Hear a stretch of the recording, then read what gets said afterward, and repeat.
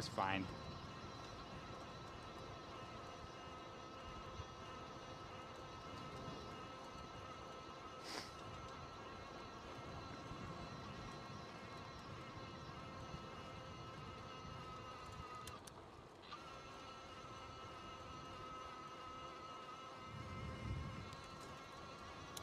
I think that's, what, the second car that's passed us?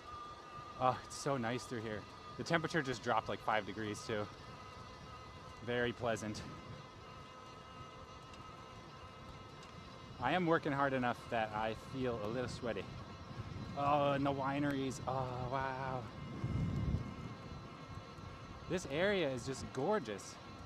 Every turn.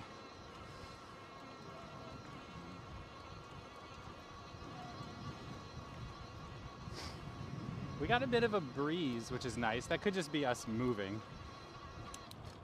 I don't know if I see any evidence of a breeze hitting any of these leaves, actually.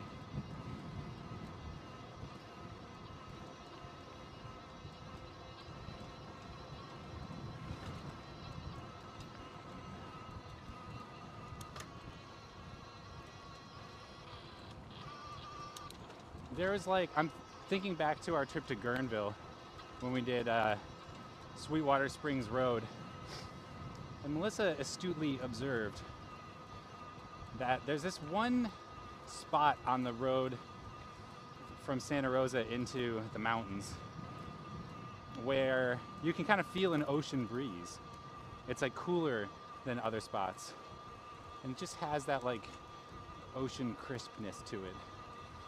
And sure enough, right in that spot is a farm called like Ocean Breeze Farm or something like that. It's pretty funny. But I'm wondering if we'll find a couple of those spots or one of those spots along the way to Ukiah today. Because we are just running parallel to the Pacific Ocean. Just so happens that there's a mountain range in between us and the ocean.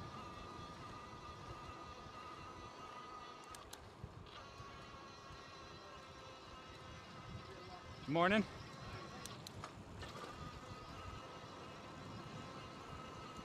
Now they are friendly.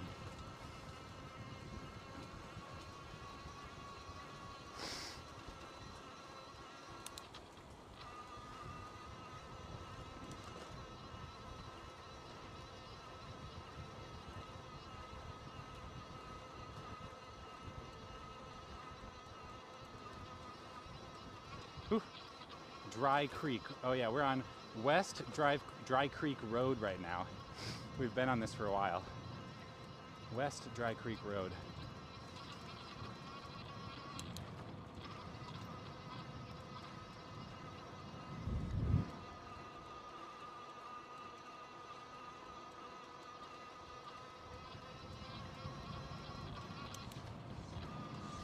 And this wow, that hill, that house on top of the hill there is quite picturesque. This is probably the nicest part of our drive, or ride. This is probably the nicest part of our ride, our road trip. This road here, I'm guessing. Because a lot of this is going to be highway frontage roads and kind of busier roads. So I'm taking it in, cherishing it while it's here. So scenic, being able to weave between the mountains and the vineyards here. Just loving it. I'm feeling that heat. Definitely the sun is picking up steam here. It's getting hotter.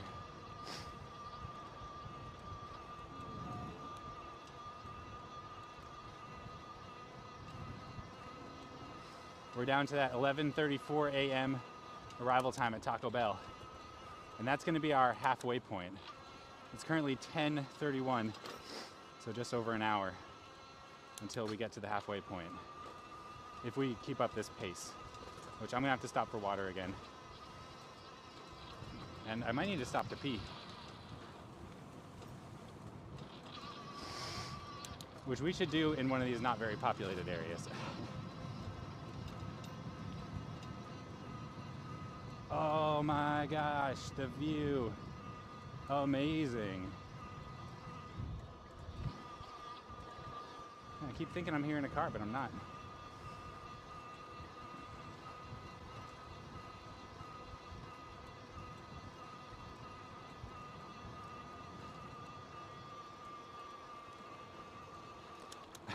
Nice.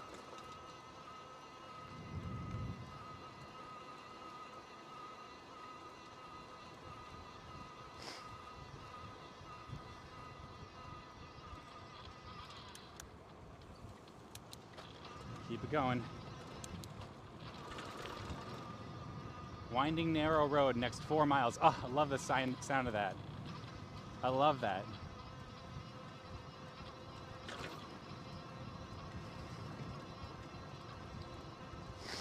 When you see the like bicycle adventure, bicycle touring Instagram accounts, these are the only roads they show you.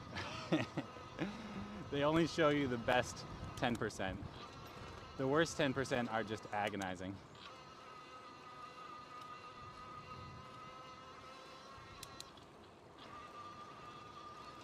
Justin's eating.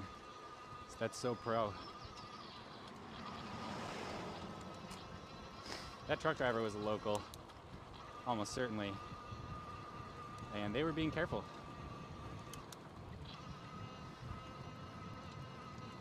Quivira. Is that a reference to Quivira? From Avatar: The Last Airbender, Legend of Korra? Sorry, Avatar, Legend of Korra.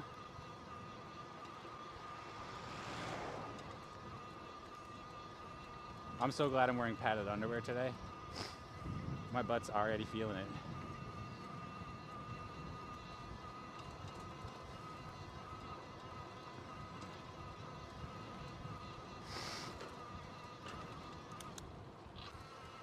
We met a guy last night at the oh, if you're just joining us, welcome. Welcome to the stream. This beautiful vista laid out before you is California. Welcome to California, everybody. So beautiful. In front of me is my friend Justin. Today's stream is a pre-recorded stream. We're on a trip from San Francisco to Ukiah, California. In total, well, the ride there is about 120 miles, but yesterday, Justin and I got a start after work. We hitched a ride on the ferry and then on a train, which cut off the first 60 miles of the trip. We stayed in a hotel last night and got all of our gear situated. And then today, we are doing the ride from Santa Rosa, from our hotel in Santa Rosa, to Ukiah, where we have an Airbnb. So we're not roughing it. We're staying with the locals. Oh my God, and it is so pretty. The reason why I'm pre-recording today's stream is I'm not really sure how good the internet connection is going to be along the way. And I know that the most beautiful places to ride in are always the ones that have the worst internet connectivity. You know, in California, it's still kind of the Wild West. As you can see, it can be quite rural. So cell service is not ubiquitous. This is just incredible riding here.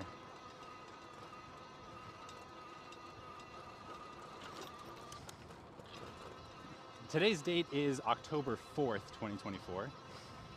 So I don't know when you're seeing this, but it is October. The main challenges on today's ride are going to be probably number one, the heat. The forecast is that it's going to be in the high 90s or 100 degrees here along our ride route, which is about somewhere around 92, 93 degrees Celsius. I'm just taking a guess, so sorry, 31 or 32 degrees Celsius. Excuse me. If someone puts a conversion in chat, that will be more accurate than me, so I'm just kind of throwing it off the cuff.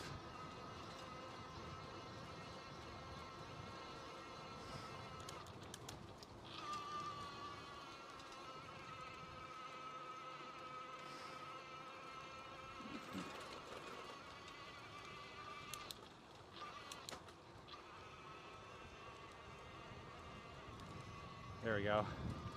Do a bit of a climb there.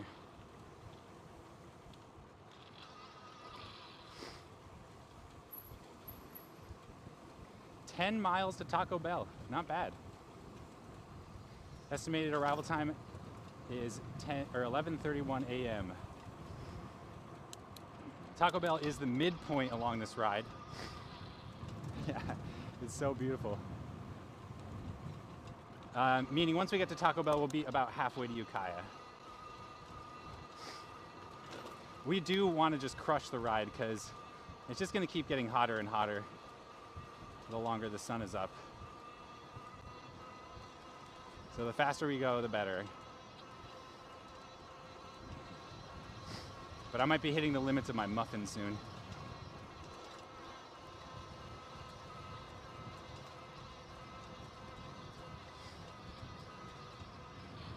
But don't worry, I got plenty of snacks with me. I am not gonna bonk on this trip. Also, I'm feeling more relaxed about my rear wheel now that we've done some miles. I think Caesar's bike shop might have fixed me up good.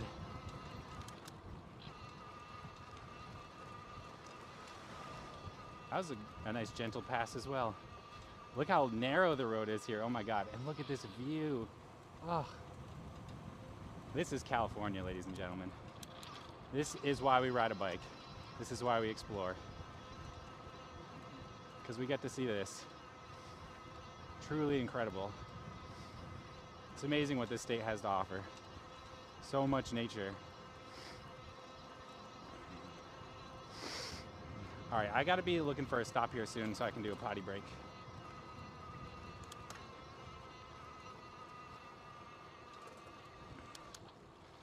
But not right around these people's houses. Maybe up in there, actually. That probably would have been a good spot. Private property. Well, it's got a sign there.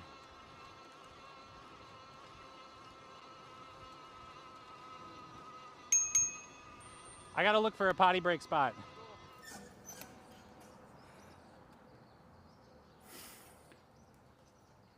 Oh my God.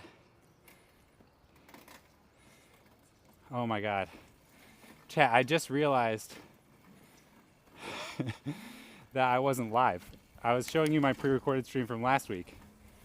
I've already left the mission. I'm like 10 minutes into the ride so far. Maybe 15. I was confused too. I was like not seeing as much happening in chat as I was expecting, and who was it? Angvid maybe asked me if the title was right. And I was like, what is going on? What is wrong? Why does it seem so wrong today? What the butter? Did you see that, chat? That butterfly just flew right through here. Well, I appreciate everybody for persisting. I had no idea what was going on. I was like, why is no one talking to me? Why the follower? Okay. It's not Poober's fault. Poober does the best he can. We were watching you go somewhere called Ukiah. Yes, that's Ukiah. That was my pre-recorded stream to Ukiah, which I played last week because I had to be away in Pennsylvania. My mom and stepdad were in a bit of a tough spot with some health challenges. So I spent the week with them last week. And so I had to do my stream pre-recorded last weekend. So that was what was just playing. Sorry, everybody. I thought I did everything I needed to get the stream up and running today, but I missed one crucial step, which was going live.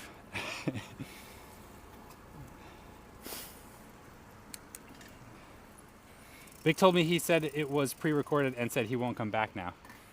Well, at least he won't troll us then. Roasted. What's the mission for today? Chat, welcome. Welcome, everyone. We also had a few followers. I should probably thank them real quick before I get into it. Poober with that Twitch Prime 25-month sub. Thank you, Poober. It's great to have you as a crewmate. That didn't show up until just now. Alina on tour. Ohne Fleiß, klein Preis. Wait. Ohne Fleiß, kein Preis. And King-a-ling-a-ding-ding. Thank you so much for those follows. Welcome to the Curious Crew. It's good to have you, and you.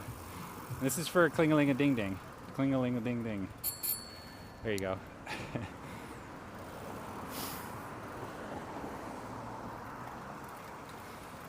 All right, there we go. We're caught up for today now. We forgive you. Thank you, 1130.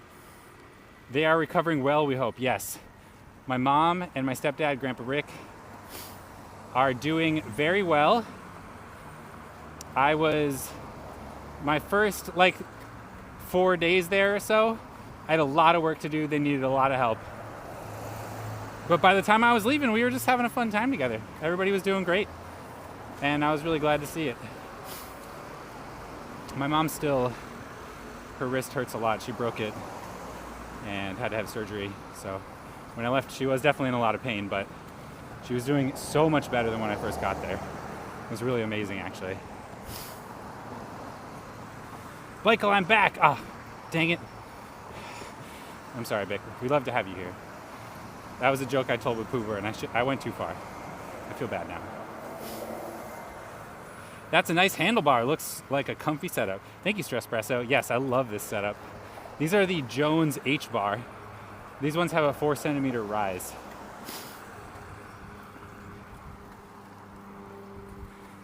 Which is perfect for me. I love it.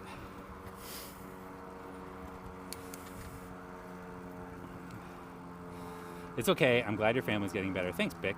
Appreciate it. That is good to hear she's recovering well. That isn't always easy to do. Yeah, well, the beginning of her injury was not good. That's why she had to get surgery. So the first 6 weeks were basically moot and very painful. So that sucks. But yeah, she's on the right track now. She's on the path. This is the bike you made stickers for? That's correct, Jacob Bax. That's correct. This is my Le Petit Porteur, which I am tentatively nicknaming Auntie Cars. She is the aunt of Warren Cars and Ben Cars. She's very fun-loving. Oh, and she has this cool bell. I don't know how well you can hear it.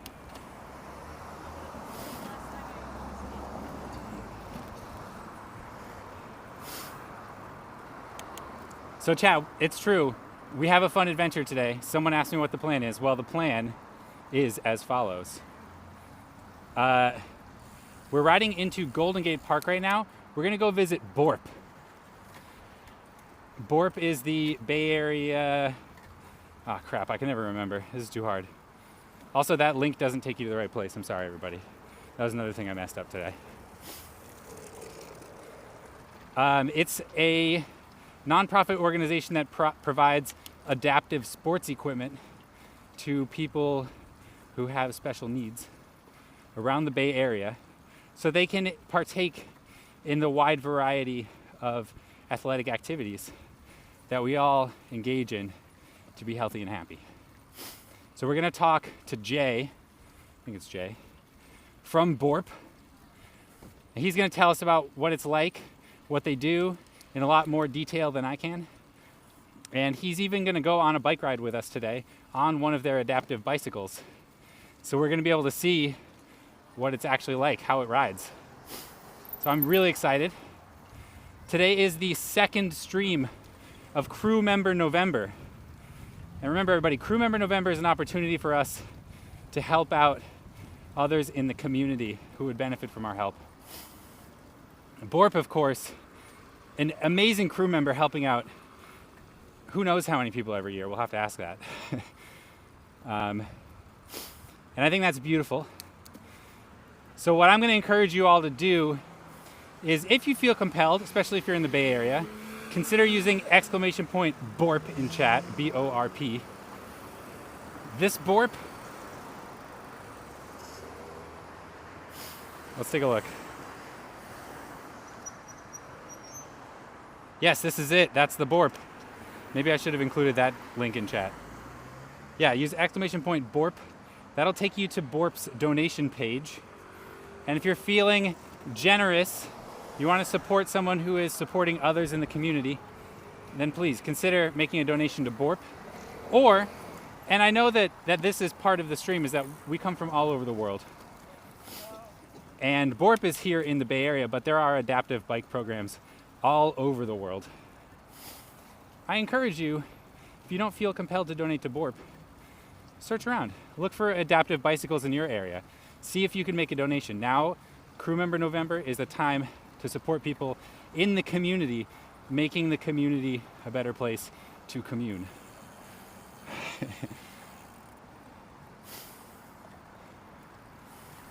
Hello there. What's up, Ulu Micah? How you doing today? Everybody go follow my friend Ulu Micah. He's another IRL live streamer out of the Bay Area. Wow, there are a lot of new mod tools. Yeah, I was noticing that. There's Wheels for Wellbeing in London. That's a perfect option. I know we have lots of UK viewers. If you're in London, maybe you want to consider making a donation to Wheels for Wellbeing as part of Crew Member November.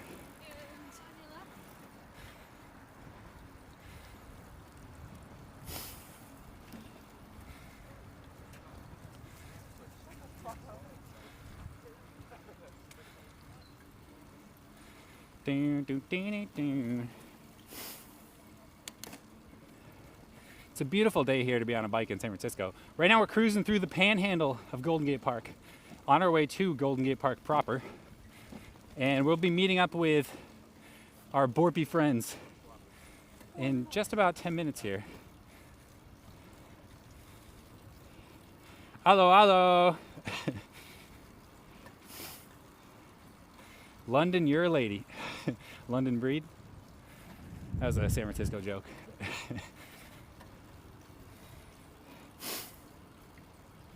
We have something called Fietsmatjes in the Netherlands. It helps people who cannot bike on their own. There you go, chat. Another wonderful organization that that would, I'm sure, appreciate your donation during this Crew Member November. Please feel free, everybody, to post links to your local adaptive bicycle organizations. They are doing good work out there, helping people have a life they might not otherwise be able to have. You know, regardless of your abilities or age or anything really, exercise is still healthy and good for you. It releases your endorphins, gets you all pumped, keeps you from getting depressed. The work that BORP does really helps change people's lives. Weekly reminder, less lanes, more trains, people first, not cars, sustainable transit, urban mobility, better communities, clean air for all, community connected. Thank you for the reminder, Barakuato. Cities by Diana recently made a funny reel and it mentioned mulch. Yes, that's awesome. She did like a few mulchy ones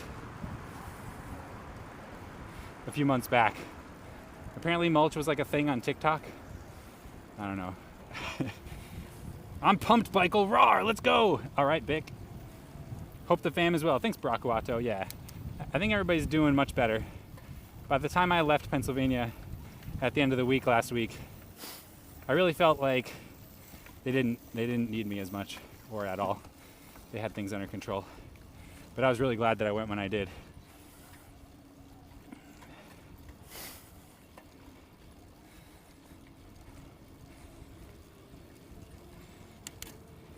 I don't think virtual biking counts, but I'll try. Depends on what you're trying to accomplish. Donating to BORP? I don't think that'll help. Where were you in PA? I was waiting. I was in Bethlehem, Pennsylvania. That's where my mom lives. My mom and Grandpa Rick. Michael, do you know which parking lot the Waymos have fled to? I have some ideas. I've got a Waymo themed stream with our friend Stephanie, I forget what her last name was, from YouTube, the one who hosts the Waymo live stream out of her apartment window. She calls it the world's most expensive fishbowl. Now he's dead. Mama, oh, goodbye everybody. Life has just begun.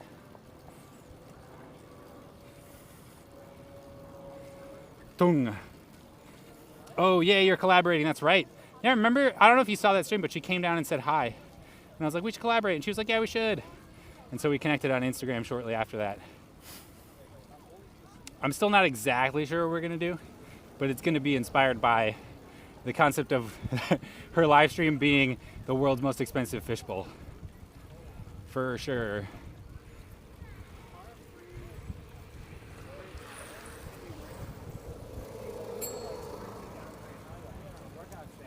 So they're gonna build stuff on it. It's gonna become harder to do that. Are those pianos free for public use? That's correct, they are. Anybody can just go and play around.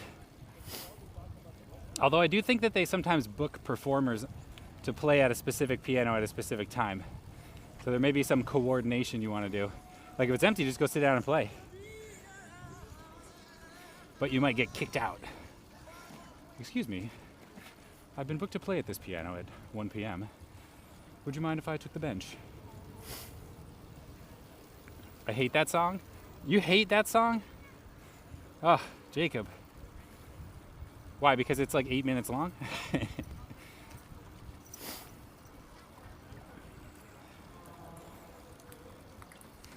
It is the world's hardest karaoke song, that's for sure. Bethlehem is just 314 miles away, closer than San Francisco, I assume. All right, we're on our way to Borp HQ. Oh, it's Lindy. They're Lindying hard over there.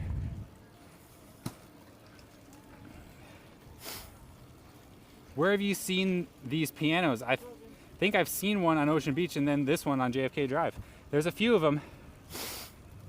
Oh, excuse my sniffles. There's the one over there. I think there's one in this area here. There's one over by, there's another one on JFK. And there's one on the Great Highway.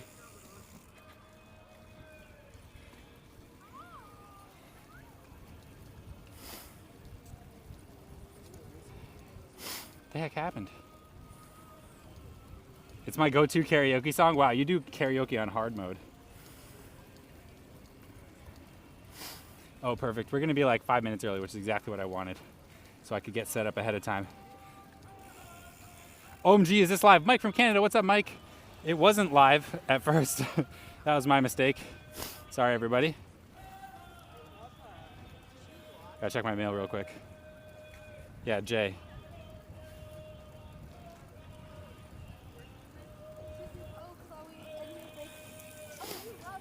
Okay, I need to go kind of this way.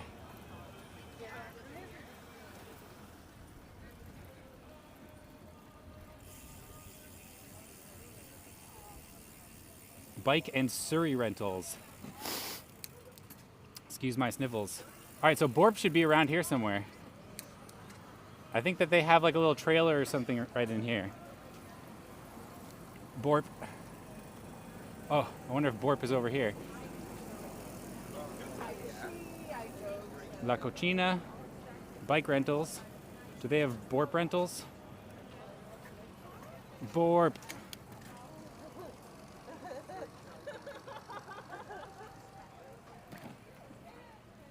Where my Borp at? I'm expecting them to be like in here somewhere. Maybe they're in this parking lot over here. There's a bunch of containers here. Maybe they're in one of these containers.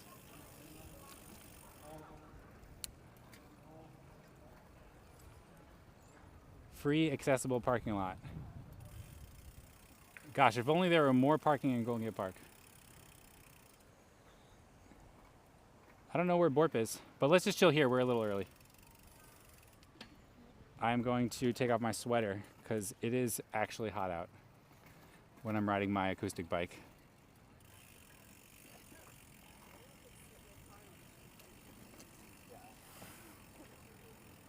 Biggity biggity Borp. Well, there's bike rentals here, but that's not Borp. That is different than Borp. Just shout Borp real loud like it's Marco Polo. I bet that would work. Are they inside a murder machine? It's possible. The Great Highway is close to murder machines. Yeah, Bick. You heard the good news, I guess. Prop K won. That is the best news we got from the election, in my opinion. Locally, at least. I'm not going to comment on national. All right, chat, one sec. I need to control my body temperature.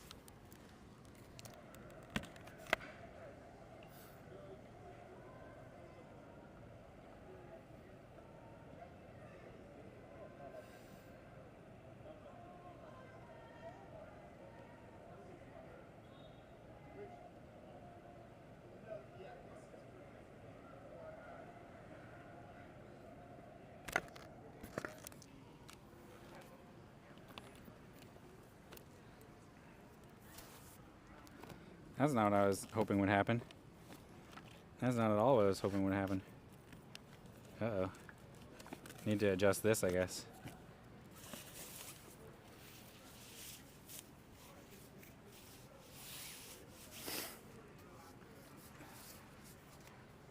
This is why we're here early. My rig's kind of falling apart in here.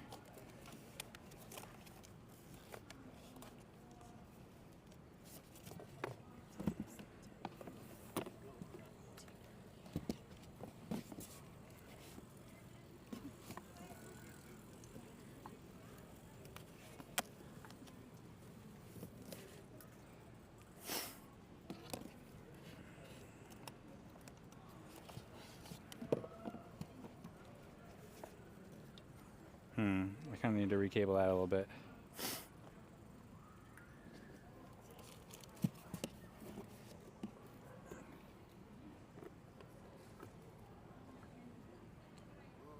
That bike strictly for shooting movies or something? Pretty much, yeah. It's a live stream. Oh, a live stream? Yeah, exactly. Every Sunday I ride around San Francisco and show people all over the world what it's like here. Oh shit, that's cool, man. Thanks, man. That's your own little thing, huh? Yeah, yeah, exactly. That is totally cool. Okay. And so you be showing people, well, I guess on TV all over the world. Yeah, exactly.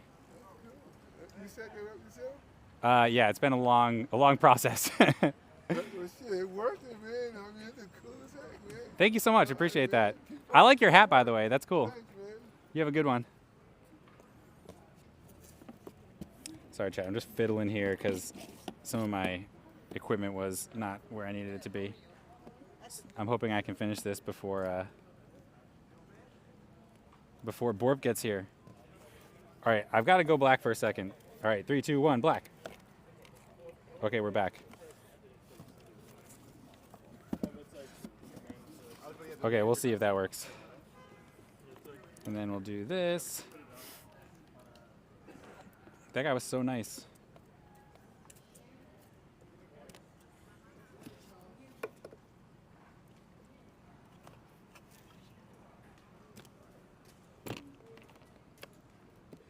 Okay, did it.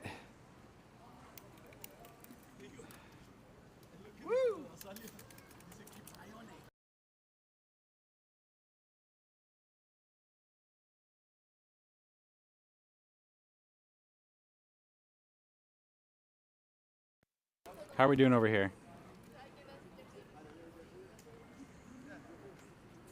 Nice rack. Thank you, Mike. Once I went black, I went right back. Perfect. That's what I wanted. I didn't want it to stay black for too long. Where my Borp homies at? I don't actually know where Borp is. Maybe I should check their website. I also need some water, so I'll do that first. Got to take care of my needs. Bick, did I show you that the potato I am growing in my cabinet at my office? I don't think you wanted me to read that out, but I did anyway.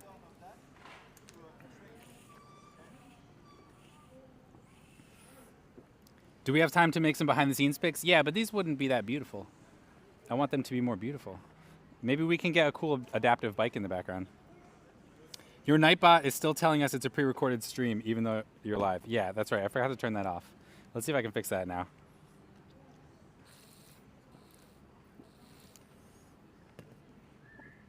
I thought I was ready to go today, but I was not ready to go today. I was not ready to go.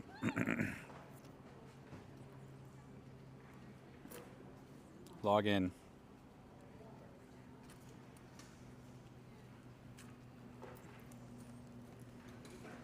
Do you want to see it, Michael?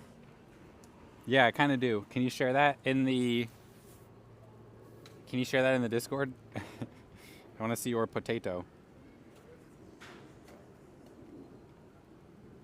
Did this work?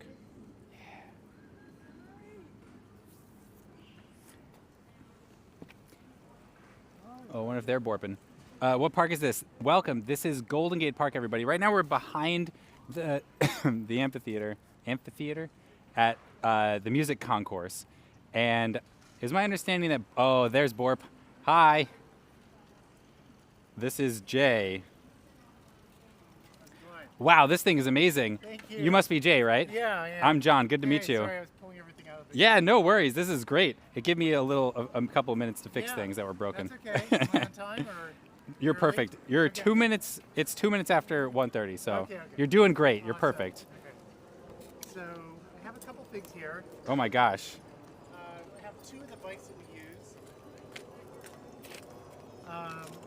Oh wow. Yeah, Chad, do you so see this these? is oh yeah, you can do whatever you want. Actually, a couple of quick things. So yeah. obviously the camera's right there. Okay. We usually have like 150 or so people watching at a time. Okay. It is a family-friendly show, so Yeah, try to yeah, use sure, family-friendly sure. language. Okay. And yeah, so chat. This is Jay from Borp. Yeah. Remind me what Borp stands for again. It's Bay Area Outdoor Recreation and Sports Program for people with, a disability or mobility challenges. Basically, to give everybody who might have a disability or their seniors a chance to do adaptive recreation. They have a whole lot of programs over in Berkeley. They've been around for decades. Wow. And I'm the first San Francisco resident who's a staffer, trying to bootstrap basically an adaptive cycling program here in the city. So I volunteered with them last year every Saturday over by the beach, every other Saturday. And then, You could just and then this year I was basically one of two people staffing, and we had a whole bunch of volunteers, and we had a really great turnout this year. We got more bikes. We have a storage space in the garage, whereas last year they were bringing all the bikes over from Berkeley. Oh wow. Based on a reservation, and this year was like first come first serve, no reservations. So it was trying a different model, right? Trade you. So it's basically trying a different model of bike share, basically. Yeah, And, that's so cool. So yeah. wait, where do you store these then? So we have a closet in the Cal Academy parking garage. It's Oh. very secure. Yeah. But it's also really small and not that clean. So I have to sanitize everything. That's also why I was running late, because I have to sanitize everything. We have a lot of different bikes. I also brought my 11 by 17 thing here. So cool. yeah, so we have people that are have a wide range of if you want to call it a disability, like people who use wheelchairs, people who are blind, people recovering from brain trauma or spinal cord injury, people who have balance or motor skills challenges, and a lot of the people we had basically this year we had over our like 10 or 12, maybe 14 Saturdays, we had on average about 13 people every Saturday. Wow, that's And amazing. Yeah. So they could come and take out a bike and take it for an hour and go anywhere they want to in the park, and they can actually go a pretty far way. So we were also trying out different form factors. Yeah, you've got two really interesting. Well, Yeah, they're and not even hopefully bikes you'll get here, it. huh? You'll get a chance to see him get on one, at least ride it in a circle. So this is a foot trike. It's called a delta because there's like it's got kind of like a a quadrilateral triangle, right? So it's got a one wheel up front for steering and turning, and I'll just show you how that works. And then also two Yeah. wheels in the back. Oh, cool. And it's even got an attachment in the back. I couldn't figure out what would be the best bike to bring out to show, because I also wasn't able to get a lot of other people to come out. But Yeah. we're going to be planning a monthly event, so I can work it around your schedule to Yeah. meet other people. And the other thing that I'm really into are I just love bikes that aren't like your typical bike. Like this cool cargo thing that you have is unusual, right? And also this whole rig. I got a lot of And so side by side bikes, like this is called a sociable, Yeah, where that's it's like so side by cool. side. So somebody that can't steer, or somebody who's blind, Oh, or maybe they're yeah. obese or whatever, they can get on here and ride around. And then it worked really well for people who are blind or seniors. And both people can pedal together, it looks like. That's right. And it actually has, sorry for the noise in the background, it actually has a lot of different settings. So it can be set so that the people pedal in sync, or it can be set so that the person over here is pedaling and the person over here is also pedaling, but they're at their own pace. Yeah. Right? That's and amazing. let me just, these bikes have had quite a few miles on them at this point. Like if you saw pictures of this like 4 or 5 years ago when they were doing their pilot with bay wheels over on JFK Drive, this was brand new back then. So, but this is a favorite. Yeah, And another bike see that's why. really popular is there's a guy named Jonathan who's starting a Cycling Without Age chapter, and he has a Copenhagen Trikes Trishaw with like the bench up front. Oh, and those are so cool. Yeah. So we're looking at really serving like the thousands of people in San Francisco who have given up on biking or cycling, and also feel like they're shut out of the park, and can't really access these spaces, right? Yeah, like it's amazing, JFK right? Drive, for example. So it's basically like equity, inclusivity, and just just treating everybody like they have equal access and can enjoy the space the same. And you would never know, because if you take somebody who's like using walking sticks or a walker and you put them on a bike like this, they'll just take off. And, like we usually have like the safety flags and things like that. So I've been spending every Saturday in here from July through the end of October, and some Sundays for Phoenix Day. I borrowed a conference bike from Eric Stoller. Oh, Have you yeah, seen the this? circular one. I saw So it Eric on is very TV. interested in our program and like helping us bootstrap adaptive cycling in San Francisco. I started an Instagram account called SF Adaptive Cycling, messing around with that for the socials. Yeah. And also, Be sure to follow. yeah, and then also like doing outreach to like, SFUSD and the adaptive PE coaches or senior centers, and like especially like senior centers where people, the primary language might be Cantonese or Mandarin or Spanish or Russian, or going over to Bayview. There are a lot of opportunities for us to use like Coastal Commission grant funds to do organized rides, like down on the beach. If it's on a coast, we can get people time money and money to like pay for the gas and stuff if we need it to get down there. So right now, what you don't see are right now back down in our closet here, we have about, well, I'll pull it out later, but we have about 8 different bikes down in the closet. We have this one, we have another one like this. So that's, and those connect together. We have 2 Deltas. Yeah, that's interesting. Yeah. They connect together like a bike train. Yeah, you can actually connect unlimited amounts. And that's for like if you have vision impairment, someone else can do the steering. That's basically. right. That's right. Oh, that's so yeah, cool. or a balance issue. We have a couple of. We have another foot trike like this. Also, we have foot trikes where the steering is 2 wheels up front and 1 in the back, and that's called a tadpole because it's the triangle is pointed towards the back. That's cute. Right. So we have ones that are set up for people with like no motor skills or very like a little muscle strength on the left-hand side or the right-hand side. One of our most regular riders, has a recent disability from a year ago. His knee was he was amputated below his knee. So, but he came out and was riding the hand cycles. Oh, the other important thing is like there are a lot of people who have used a wheelchair, right? Spinal cord injury is one good example, and we have things called hand cycles where it's like that. So the next time, hopefully we'll get to ride again, and you'll meet some other people. But the hand cycles, you're pedaling with your hands like this, and then you can like pedal backwards as a coaster brake, and then so that's how these work. I don't know if I can keep talking. Yeah. So I pulled this one out because I thought if we're riding around where we usually ride like JFK Promenade, or depending on I saw how far you went, I might pick up a random person. Yeah. I'm probably going to lock this one up and leave Yeah. it unless you want to ride it. I would love to do like a circle. Please around in here do, and check it yeah. out. Yeah. And however you do your camera thing. I also really like the mobile video capture setup. Oh, cool. So this you're is set like up an today. Osmo Mobile 3, and the motor just started giving out on me. But no. I used to like go and make videos down on the Great Highway like every day during the Oh, pandemic, wow, just yeah. like long form, no talking, just like super quiet. I was on yeah. a scooter, and then I was on a bike, and then just like I'm gonna make a 45-minute video and post it on there. Yeah, So like a ride along. yeah, kind of. I like that kind of like ambient kind of like Yeah. format, right? So Stream is a lot of that. yeah, and I know there's another streamer. I think his name is Roy. Do you know Roy? Explores. I think so. He's like a local guy who like will go to like Flower Piano or this or that concert and just walk around and like, it's like the atmosphere. So, Wow. and I don't know anything about your program. I mean, I've seen it a couple times and I saw your Twitch channel. Oh, wow. So Thank you. nice job. Yeah, thank you. And I am curious about the background, but also don't want to waste your time. So, No, this is great. So today we're here talking about BORP. That's Yeah. the whole point. Every November, I host a month-long event called Crew Okay. Member November. Yeah. The goal of Crew Member November is to help out people in the community who are helping out other people Yeah. in the community, Yeah. And this is, I think, my 4th or 5th year consecutive doing it. yeah, thank you. Yeah, and I've heard about BORP like probably 6 months ago. Yeah. But this was the perfect opportunity to bring it together. Thank you. So if you're in the Bay Area and you are liking what you hear and Yeah. you like what service BORP is providing to the community, I encourage you to use !BORP in chat. That will take you to a link to the donation page and you can make a donation of your own.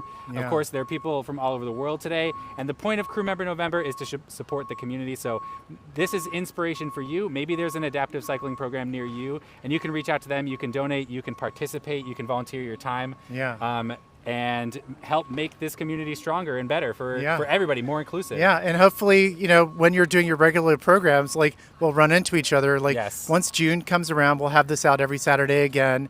We'll be doing stuff down on the Great Highway or down at Crane Cove or India Basin. Oh, yeah. So really connecting with communities. So hopefully we'll have a chance to do some crossover things again, and maybe we'll make our own videos too. Yeah, that sounds really fun. I think we should definitely meet up together again. Awesome. One thing I'm curious about, I Okay. saw on the website that these bikes change lives. They do. Yeah, can you explain to me, like, what is the impact for someone who maybe couldn't ride a bike but discovers Yeah. these adaptive bikes? Yeah. So for example, I told you recently just a minute ago about the guy who, a recent amputee who's in PT right now, and he's getting a prosthesis, a prosthetic leg fitted, and he's using both the hand cycle because he's now using a wheelchair, and he's using the foot trike because if he's wearing his prosthetic, he can kind of figure out how to do that. So that's one example, and then I think like a much more dramatic example. This year, we had a lot of vision impaired riders with vision impairments. So until you meet a lot of people like this, I don't know how many people actually know someone who's blind, but there are a wide range of different types of vision impairments. Like some people only have peripheral vision on the side, like this, and if they're looking straight ahead, and then other people have like 10 degrees field of view right in front, like looking at a really small TV or a pinhole camera. And so I think that was one of the most dramatic things that I saw, was like giving people who were, so for example, we had a regular come out who, she has a vision impairment, and she came out every Saturday. The paratransit would drop her right off here, and we would ride out on JFK Drive. She would meet a lot of different people. And then one of the best days was when I got to borrow the conference bike. This is like testing out different bike form factors. I'm Yeah. also all about like social biking and social structures. Like this is very social. Two people can talk to each other, even if they're strangers. She got to ride with a different person every day. Oh, that's And, so nice. you know, what a great way to make friends, right? Exactly. I love exactly. making friends by cruising Yeah, around me too. in the park too. Yeah. So, So one day on the day that first time that I got the conference bike out, which is a 7-person bike. yeah, it's from like a circle where everybody yeah, looks at each other in the circle. Yeah. Well, and in this case, that's the other thing. I'll just get to this in a second, but it's like you kind of like learn to kind of like check or be aware of your vocabulary. Oh yeah, So- that's right. Everybody's facing each other. They're facing each other, but they're not necessarily seeing each other. Yeah. But you listen to them, and then we'll say like, "Oh, I'll see you next Saturday." But so you're We'll more ride together conscious next of. That's Saturday, right. yeah. Thank you. Yeah. So, but they all got to ride together. I have some great photographs of everyone on the conference bike. I brought the conference bike back out for Phoenix Day on October 20th. I probably saw you yeah, with I the big definitely saw it caravan. out. So we had the Phoenix flags hanging off the back, and a bunch of pinwheels and things like that. Oh, cool. So they really are transformative, and I think like for me as like the sole San Francisco staffer right now, the challenge is like how do we make more people aware of it through things like this, like Yes. just getting out and like showing people, whether I have to do like show and tells at a senior center, that's another thing, or organizing these kinds of things in other neighborhoods like Bayview, right, and like a whole new park trail area, right? Have you been there yet?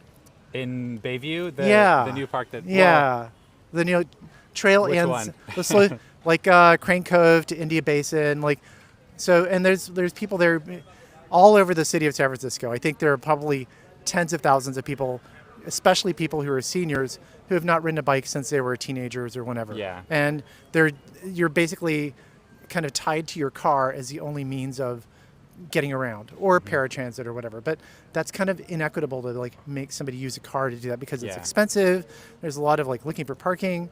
So the first thing is to basically start with like getting people in these spaces and feeling like they're just like everybody else. You wouldn't have known that there were like 4 blind people on a conference bike, Yeah. right? So that's what I love. I love like it's transformative for me to see that, and then to think about what if I ever had a disability or something like that. And then for them, it's just like you and I. They're just other people, and this or that part of their body may not work the same way, but they can still get on a bike. We have a lot of different form factors. We have hand cycles, foot trikes, side-by-side trikes, recumbent foot trikes, things that hook together. And I'm also all about trying other different types of form factors, like the conference bike, Yeah. or like a 4-person, whatever it is, right? So trying a lot of different things. Yeah. So I don't know so we'll be back out next summer, and we'll be organizing monthly rides that I'll be happy to tell John about. Just like with Phoenix Day, we cross paths, right? And then we Yes. can always say hi. We should definitely meet Yeah. up sometime. Yeah. I would love to ride along with you Yeah. all for a ride. Yeah. On a Sunday in the Okay. summer. That sounds amazing. Yeah, it is. The only other challenge though is like, as John knows, like from where we are right now, which is basically near Kezar Drive, down to the beach, it's a 300-foot drop in elevation. Yeah. So going there is really fun. Yeah. Coming back, Getting back is hard. especially if you have a big heavy bike or something, or Yeah. the hand cycles are actually really challenging. So you Yeah, have I these bet. like guys who use a wheelchair and their upper body strength is really strong. Mm-hmm. And these bikes are very ergonomic and fast, but it's still, like there's physics involved to Yeah, get it's a yourself lot back of up work. are a lot of work. That said, these are about as ergonomic and energy efficient as they can be. Yeah. And it's really different from like a bike like this, although I love your bike too, by the way. So this is probably at least a couple hundred Yeah, pounds, I was maybe. noticing that. They all have a very similar type of setup. This one actually is a battery assist Yeah. There's a trike. front hub motor on that one. Yeah. So And how does that get us assistance then? Do you have a throttle on it, or? it has no throttle. It's just pedal assist. Like Okay, a yeah. percentage, it basically gives you like a 10% boost. Uh-huh. It doesn't have an actual throttle thing. Oh yeah, and there's a battery in the middle. Yeah, so we have extra batteries to swap out. I think I brought an extra cool. battery just in case I go all the way to the beach or something with you. I'm not sure how far we'll go, Yeah. but I have to I don't bring know it. how far I can make it on. Yeah, This so then, carrying a lot but of bikes stuff. like this are really pretty easy and fun to ride. Yeah, this looks almost sporty. It's very sporty. So, Yeah. and it's really interesting to see somebody like a boomer, for want of a like somebody who's like not used to going. they're that not fast really under their own steam. yes. So like they're usually talking about their car or their SUV or like Chain of Lakes Drive, and like they get in here and suddenly they're like they're often moving really Yeah. quickly. So this is basically very similar to like a mountain bike. It has It has a front and rear derailleur, so you can see it has multiple speeds in the front and the back. It's got gearing up here and back here. Exactly. And instead of adjusting, hang on a second. Here, I can hold this. Oh, thank you. I brought an extra helmet in case we have some random person show up. Good idea. You're used to making Oh friends yeah, when you let me ride do around, one more huh? adjustment Oh, here. yeah. If you want to sit down. Oh, I would love to try it. Yeah, you're going Chat, to. I'm going to get to try it here in a sec. Okay. 'Cause that's what it's all Daphne Sack, it's good to have you. Welcome, everybody. We're here today in Golden Gate Park, and we are checking out some of the adaptive bikes that Borp has available for people who couldn't ride a normal bike around the city. Give them the opportunity to explore the park, to explore the Great Highway, especially now that it's permanently closed to cars. Get exercise, experience nature in a new way. And I'm lucky today because I'm going to be able to try one out. Yeah. And I encourage you, chat, put some questions in the chat and we can ask away. We're going to learn as much as we can from Jay while he's here. Yeah. And we're going to be able to ride around in the park today, maybe even make a new friend. We'll find out. Right. So this bike, it has multiple speeds. It's I think the one thing that might be a little different from your regular bike is And do we need to move this closer to the camera, or are we good? I think it's definitely on, but yeah, if we're going to talk about this bike, Okay, let's see if we okay. can switch them up. Oh, so one interesting thing about these bikes is that they have parking brakes, right? Because Oh, you yeah, kind of 'cause need to it's like got two immobilize wheels. them when people are getting in and out. So Oh, this yeah. bike has at least one parking brake. Oh, it It's has like one on yeah, here. you basically squeeze a brake lever and then push a little pin in, Oh yeah. and then it's locked, Look. right? Yeah. So it's kind of parking braked. Some That's of them have cool. like a brake that actually looks like a real parking brake. So, and this one, like, they do get a lot of wear and tear. At some point, if you ever want to do a road trip over to Berkeley and check out the Borp Warehouse, it has like one of the world's largest collections of adapted bikes. Oh my gosh, that sounds it's amazing. like where the Ark of the Covenant and Indiana Jones is stored. You know, so they have so many over there. So this one right here, and we'll just have to try this out. You're welcome to Yeah. try it out. I'll sit down on it. Let me Uh, turn my bike just a little bit. Yeah. All right, Chad, I'm going to put you down over here. Okay. Put your questions in chat so we can ask Okay. what we want. So the parking brake is on this side is on, all right? It's got a mirror that's kind of set up here.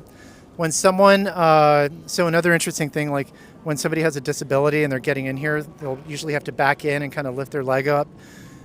Don't touch someone who hasn't asked for themselves to be touched or moved around.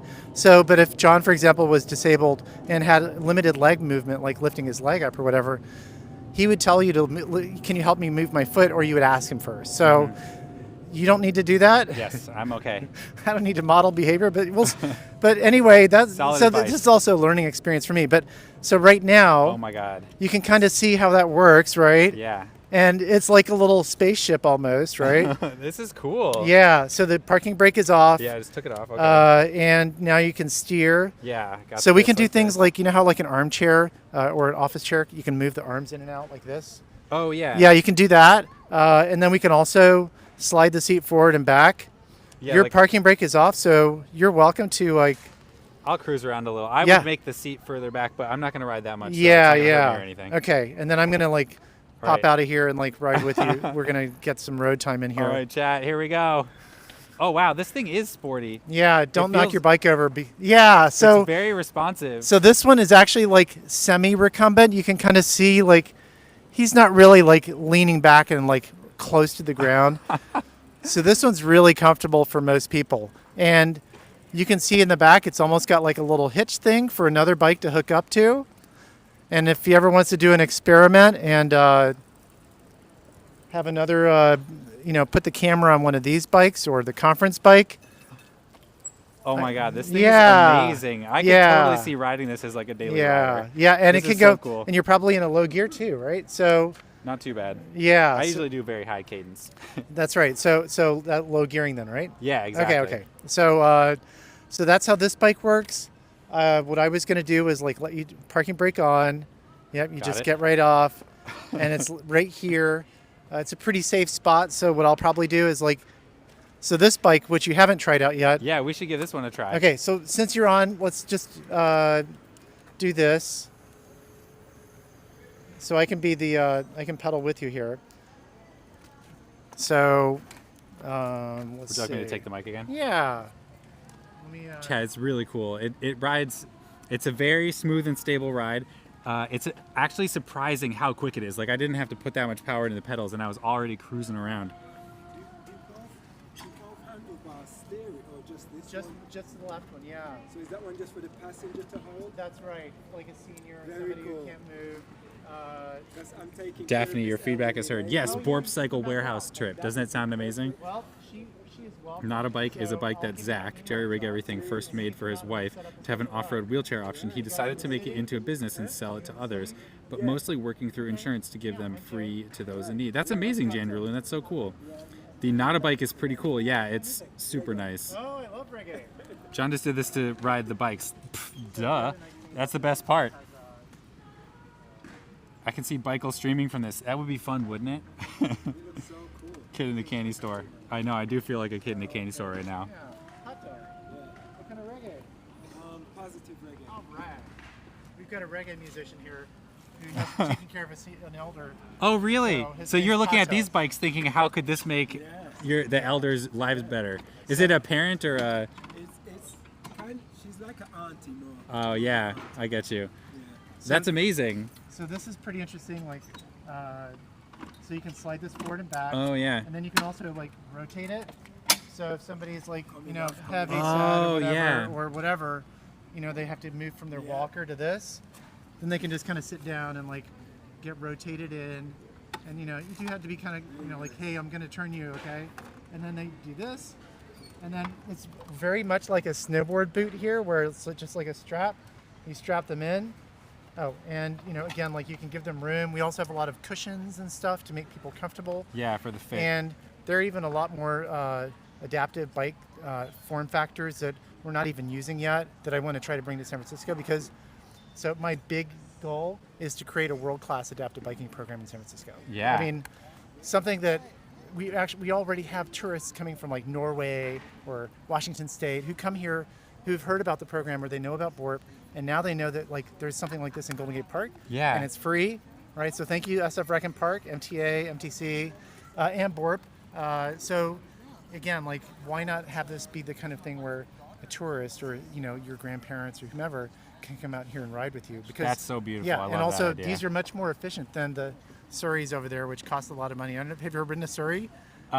Maybe, but it's been a long time, and yeah, they're not. You ever very see the quick. people pushing them up the hill? Oh my God, yes, because they're so heavy, you know. Yeah, They're the so- car of bikes. So we will be. So my goal is to also like pick out a couple of different bike form factors for which we can do fundraisers or get money from like the city agencies to add to a fleet. Also to expand our local storage here. Yeah. Like perhaps take over a shipping container, right? Yeah. And have more storage options, like put a conference bike in there or a couple of these or things like that. Yeah. So and then build a community of volunteers to do more riding, right? Like bring up the numbers. So Yeah. yeah. So let's try this one out. How Let's about do that? it. Okay. All right.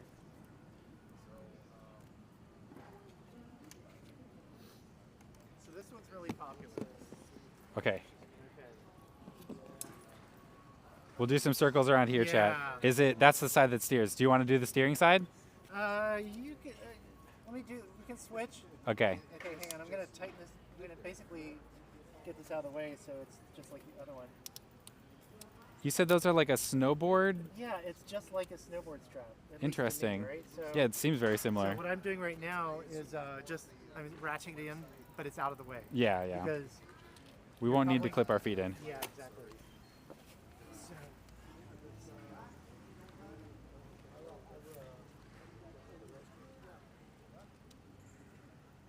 The Nada bike, yeah. The story behind the Nada bike is interesting. Have you got a card with you?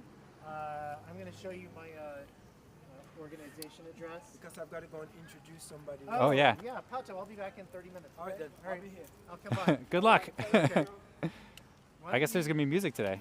You want to try the Yeah, okay, I'll go okay, for okay. it. So I'll be the person that's receiving the gift of a ride, Yes. and we'll just do a quick circle. Okay, so you also. Remember last time we were talking? Oh, and the guy yeah. with the wheelchair? Yeah. This is one of his gloves. Oh, okay. He had lost it. Thank you, buddy. I mean, I just, you I know. forgot your name. Josh. Josh, that's right. Yeah. This is Josh. He works for Rec and Park. Yep. Thank you, Josh. Yeah, I of course. appreciate it, buddy. Yeah, How you you doing? remember, right?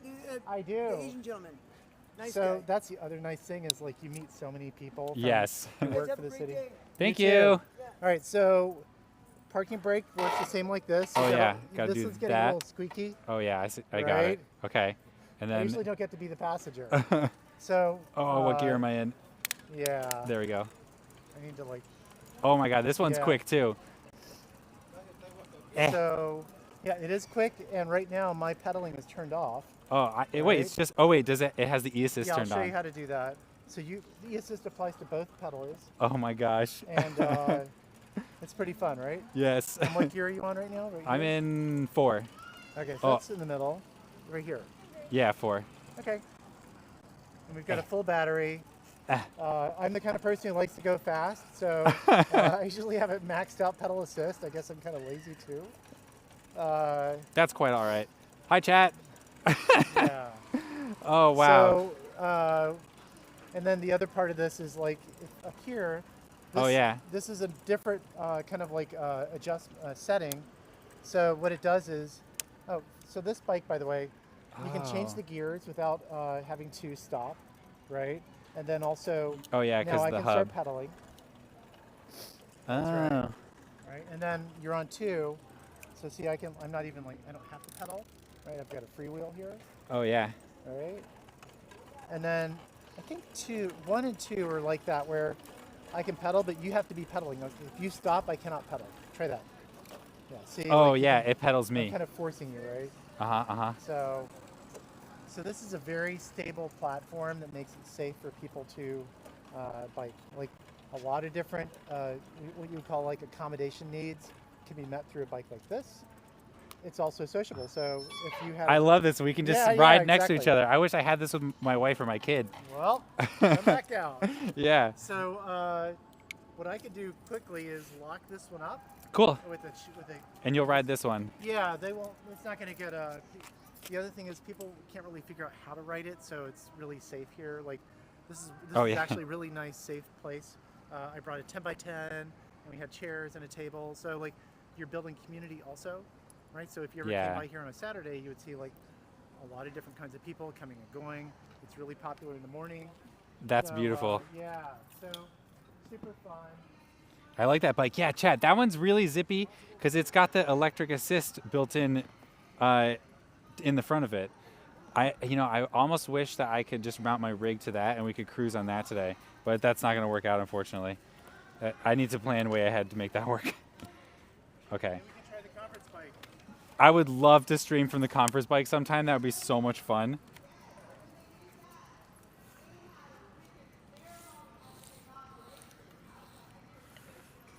It's so it's so nice riding side by side. It's way more social. Also, I'm cold now, so I need to put my sweater back on. I want one. How much? How many? Oh, that is a great question. Let's ask that, and that's a good segue into soliciting donations. Let me put on my jacket here, and then we'll ask Jay some more questions. And also, chat. If you have any other questions in chat, please feel free to ask. Well, this is this is our chance. We've got Jay for a bit here today. We won't have him all day to ask questions too. So now is the chance.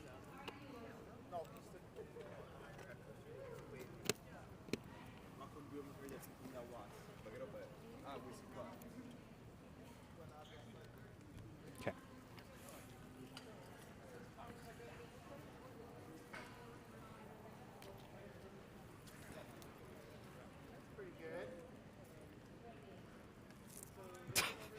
Velcro straps. So we're gonna ride around a little bit. Yes, let's ride. Also, we did have a question from chat, which Yeah. is like how much do these bikes cost? Like how much does a bike like this go for? I think it's several $1,000s. Yeah, I would Like think so. a conference bike, that 7-person bike, it's $15,000, which is actually a very good deal, I think. Yeah, I mean it's amazing and unique Yeah, bike. and but even like these recumbent bikes can be anywhere from like $1,500 to $2,000 to like $4,000 or $5,000, and they have much more. These are like a lot of these have been donated to BORP and made their way over here. There are a lot more that they're more high tech, right? So Yeah. there's some that like that's the other thing. If you're a bike geek nerd, Yes. right? Like you can just see all of these and you'll see like they're like the pedal assist or that gearing technology or the battery technology. There are hand cycles that are electric assist, right? So, Yeah, that makes a lot of sense. and then some people have a more significant disability that requires a more like complicated bike solution, right? So so that's kind of where you see those costs get higher. Yeah, totally. Right? And also they just don't make that many bikes like that, so Yeah. that's why they cost so much. Every one of them's like almost Right. bespoke, right? Yeah, well, I mean, it's for a smaller market, Yes, right? for sure. So, like the conference bikes or these Van Ram side by sides that are like this, they're not making like hundreds of thousands; they're making, tens of thousands. So, Yeah. so we're gonna go for a ride. Yes. Okay. And Chad, that's the perfect reason to donate to BORP.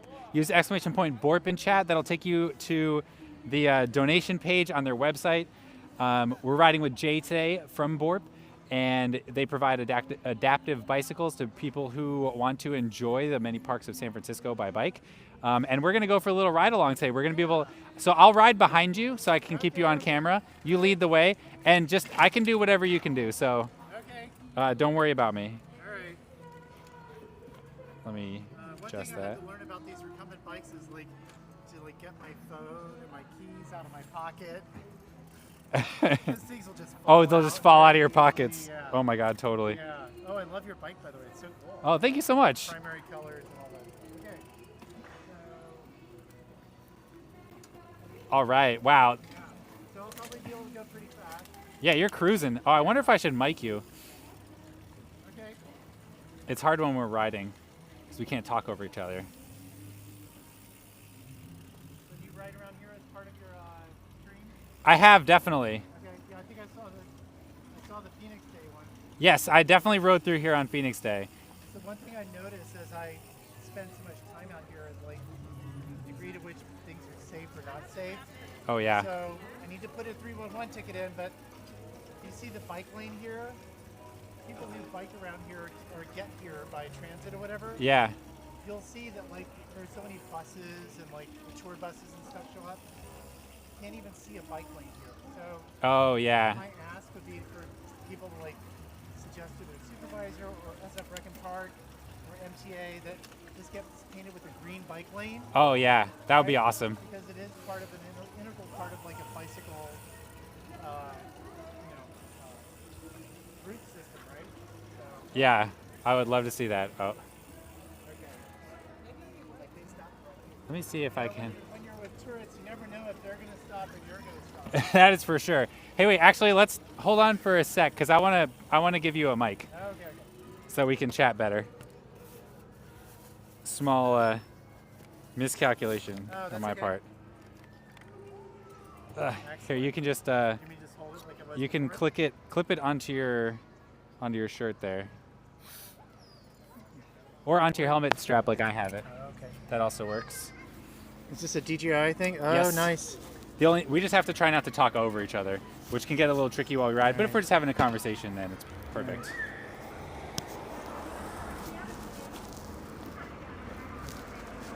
Oh, I think I pointed it the wrong way. Sorry, y'all. Blackbird Explorer. Thank you so much for that follow. Oh, and Nico Trembley. Thank you so much for the follows. Welcome to the Curious Crew. It's good to have you and Oh, yeah. you. Yeah, all right, we're good. All right, cool. Okay. So we got a mic on Jay now, chat. We can just have a conversation while we ride around here. Yeah. Pull up a little something out of his way. What's up, Dimitri? How And you I doing today? and John, I have important questions for you too. Oh, we got Raiders. I beat one moment, and you can ask me. I beat Kasparov. Thank you so much for that follow. Welcome to the Curious Crew. It's good to have you. Also, welcome Raiders. Welcome Terry Berenson. Terry, thank you so much for the raid. Welcome everyone to San Francisco, California. Today we're riding with Jay from Borp. Borp is an organization that provides adaptive bicycles to people who have disabilities and want to experience the joy of riding bikes in Golden Gate Park or around San Francisco. Every Saturday during the summer, Jay is out here in the city sharing his bikes with people who benefit from them. Nicely done. And also, this month is Crew Member November here on the stream, where we are raising money, giving back to the community. And Borp is our target of generosity today. So use exclamation point Borp in chat to go to the donations page and make a donation to Borp. So, so this is really popular with people to bike on JFK Promenade, right? Yes, very popular with me for sure.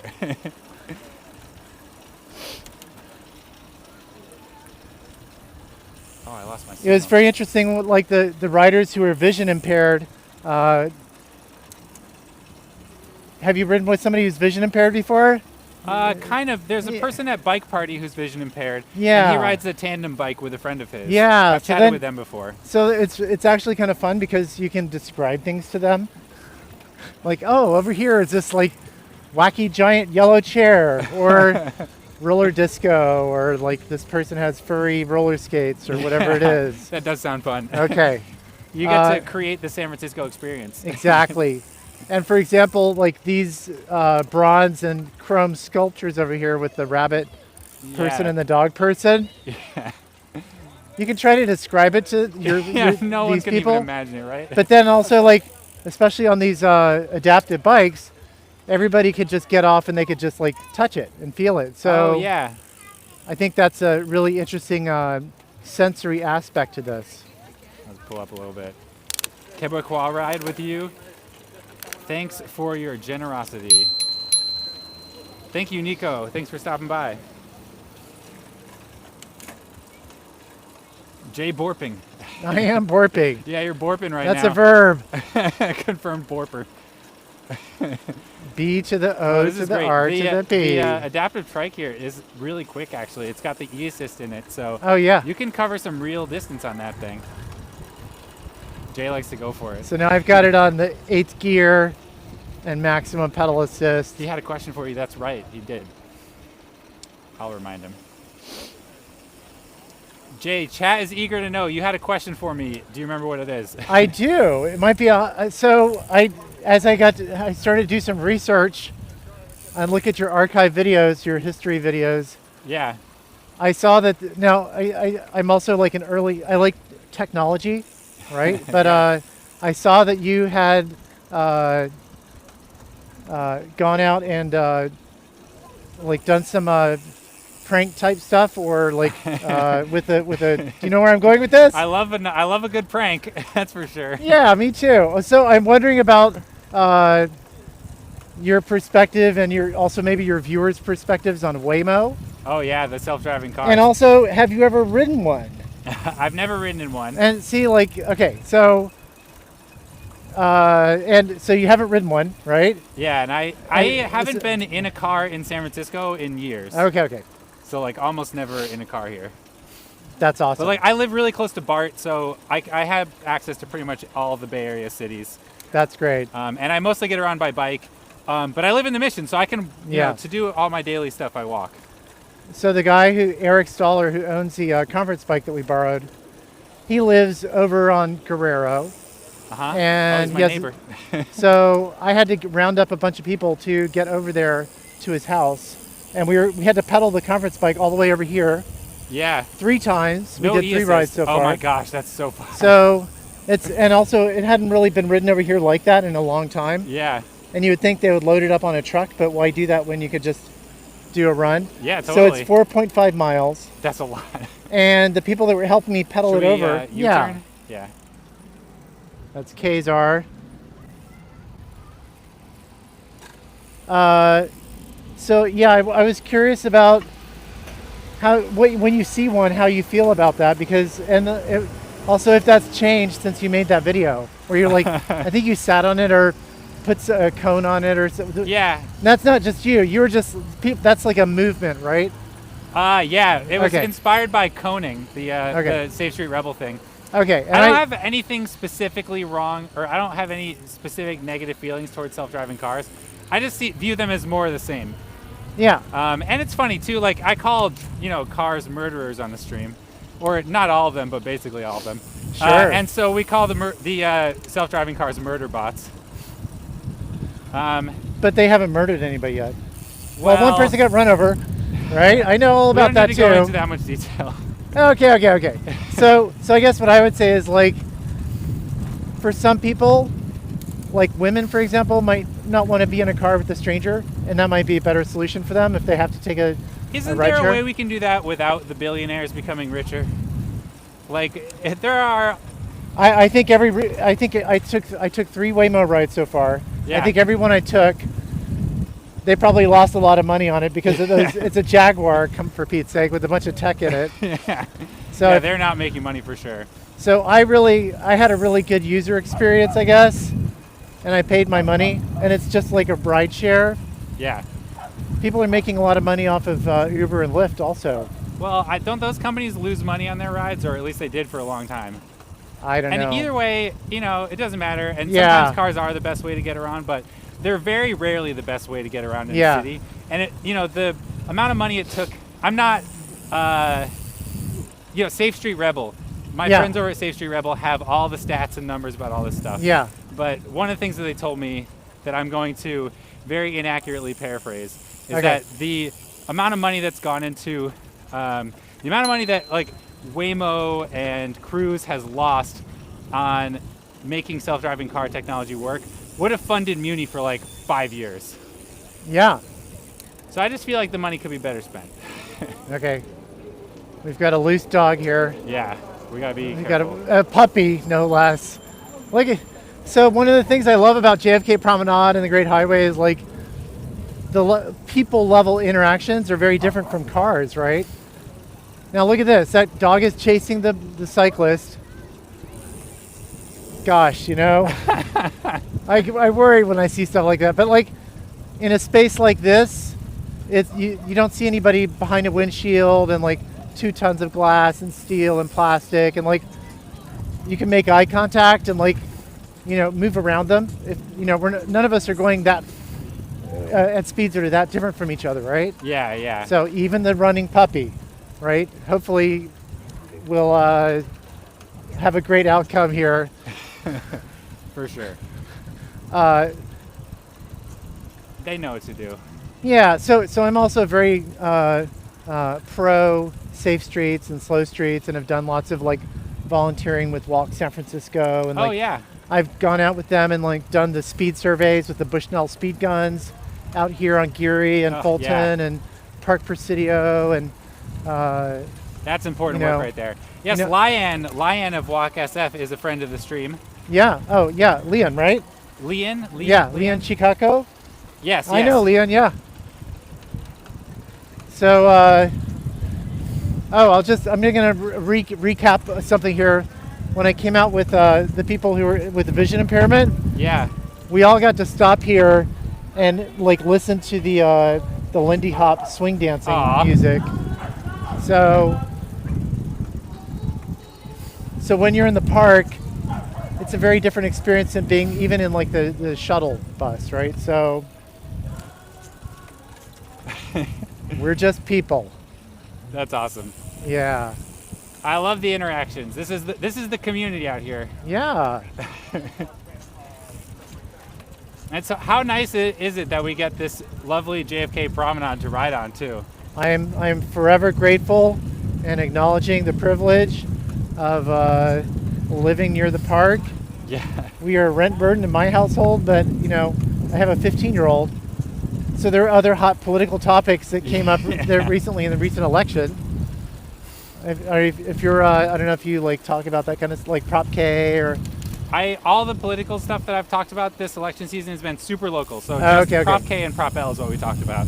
Okay. So No party affiliation, just the local stuff. Oh yeah. So Prop K was also kind of controversial, right? Oh So, yeah, it was. You know, the people that live out here on the west side, they really like their commute path.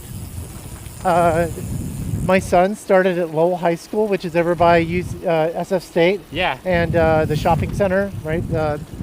So unfortunately, in the very short term, as we've started high school, I am getting in a Honda Element at 8 o'clock in the morning and running him down the Great Highway. Yeah. But I also voted yes on Prop K. Yeah. Also, I mean, the Great Highway is closed into cars no matter That's what. right. And so I bought a couple years ago, Rad Power Bikes was selling their Rad Missions on sale. Yeah. And I bought 3 of them for like $4.50 each. That's amazing. So that's a good find. That's right. So my hope is that he'll be able to bike to school. I'm a big supporter of like, I'm not an advocate for drop-off culture. I think it's terrible. Yeah. Like the mindset that people get into when they're getting their kid to school and they're running late, or they haven't finished their homework, Oh yeah. or they couldn't wake them up.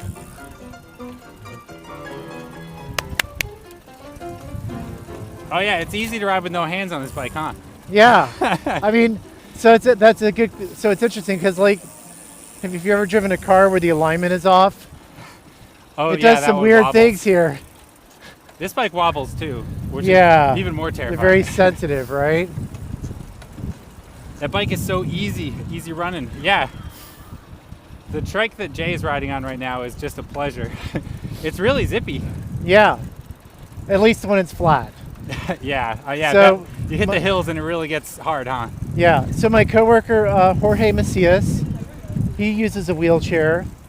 He's also the he's the wheelchair basketball coach for SF Reckin Park. Oh, cool. And I'm just going to plug BORP in general because BORP has a wide range of adaptive recreation programs like kayaking, cycling over by Aquatic Park in Berkeley. They really do serve the entire Bay Area. Pickleball, I mentioned like the basketball, rugby, or where it's like, I guess it was called murder ball or something like that's a thing, right? So like really intense adaptive sports. Oh, Yeah. rock climbing is really big over there in Oh, Berkeley. wow, cool. So all kinds of stuff like that. That sounds awesome. And BORP does all those? Yeah, they're pretty. I mean, it's a small nonprofit, but they still do a very wide. They do work with all of the different cities and counties in the Bay Area, like Yeah. San Francisco, right? That's so cool. All right, so I can keep going. Do you have Can a I time keep going? limit? I have to be back in Dolores Park at 4 p.m., which gives us, let's see. Do you want to go down Middle Drive a little bit? I love Middle Drive. Let's do it. Okay. All right. I rode this bike today thinking, we won't go out to the ocean, but maybe we will. Yeah. Yeah, this is so cool. This trike that he's on is amazing.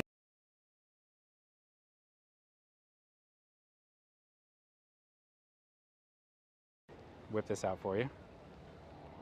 Hope you can see it. So, there you go. I think this is a foreshadowing of coming back here. Oh, we're good.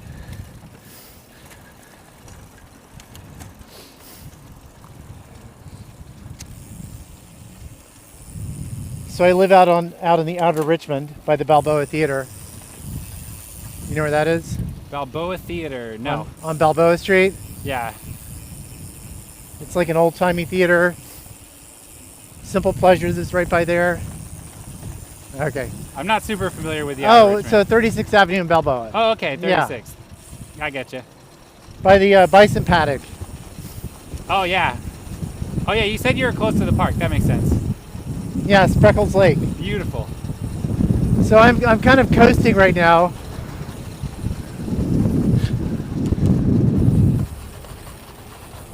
My pack is almost falling off here. Oh, what was that? Uh-oh. Roll There's of a tape. pack of tape. I got it. Oh, thank you. Thank you so much. I wonder what else I lost. We lost a roll of Oh, tape, that chat. just fell out of the thing here.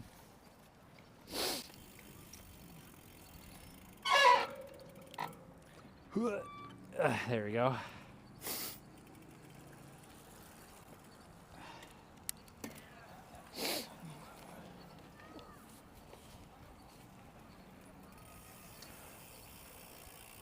All right. Yeah, I was just going to tape the 11 by 17 thing on there, but I'll just wait to do that some other time. So our program is done. We had about, I think we had 14 or 15 Saturdays. And on some Saturdays, we had as many as 18 people show up. Wow. And that's a lot amazing. of people would ride 2 different bikes. Oh yeah, you said you Right? get 2 hours then, right? Yeah, they would. Well, they could take it out for an hour, and then they could take a different bike out for an hour. So, Cool. so really, we're just constrained by the awareness, perhaps like some kind of blended reservation and non-reservation, like first come first serve, and a reservation system, like tennis courts in San Francisco, right? Yeah, yeah. So, Yeah, that's a lot of demand. yeah. There's probably not any other options in San Francisco either, are there? Unless you own your own. for adaptive biking. Yeah, unless you own your own, right? Yeah, a lot of people buy their own. Like, another good thing about this is that they can come out and try these kinds of bikes out before they buy one. And I think also, do you know yeah. Luke Bornheimer? Yes. Yeah, so Luke has been an advocate for like an e-bike incentive or rebate program, Uh-huh. which I think is really good, but he did reach out to me and BORP, like my BORP boss, asking about their perspective and like doing awareness on these kinds of ballot measures among people with disabilities. So if they want to buy one of those bikes, it's just as expensive for somebody with a disability to buy one. Yeah.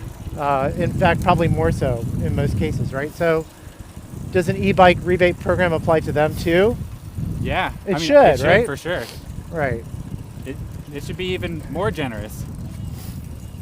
They also have they're also fundraising and grant opportunities through like Medicare, or if you have but it's complicated, right? Uh-huh. Just like any kind of fundraising is. Yeah. So like, I've heard that some of the companies that sell adaptive bikes, their thing is they'll work directly with your insurance company to get it covered, like healthcare or whatever. Is I that think something so. that you're familiar with at all? You mean like for the bike insurance or for the health insurance? Oh, you're talking about like. I'm hearing a weird noise. One sec. Oh, I think I'm okay. So we're right by Someone's the up with my polo bike. fields. Uh-oh. Technical difficulties. What is it? Everything okay here? I don't know. I hit a bump and I started hearing something rub in my tire. Yeah. Yeah, what is that? It could be the your kickstand on the right side. Oh, is it close? Yeah, it's not straight. It's kind of tilted to the left. Yeah, if you kick it to I the think right a little it's- bit, it might. I don't Well, think it's rubbing. It does sound like that though. Maybe it's Yeah. something stuck in the fender. Okay, well, it's not a problem. Yes.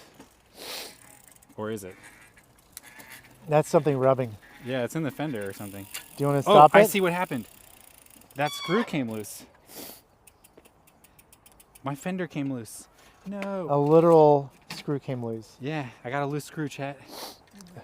Oh yeah, I feel it. It's still in there. Do you carry a repair kit? I don't have it with me today, unfortunately. I And was how did you make improvising. your filming rig? Many years of failures. That's pretty amazing. Thank you. And how did you get on Twitch? What's your story there? I started streaming on Twitch about almost 6 years ago now. Wow. And I guess I'd had a lot of friends that left San Francisco Yeah. that I used to ride with, and I just didn't have a community to ride with anymore. And I always thought that riding around the city is just so beautiful, and I wanted to share it with more people. Yeah. So I started streaming the rides on Twitch. There we go, chat. I had to pull that out of my fender. I think it'll hold together.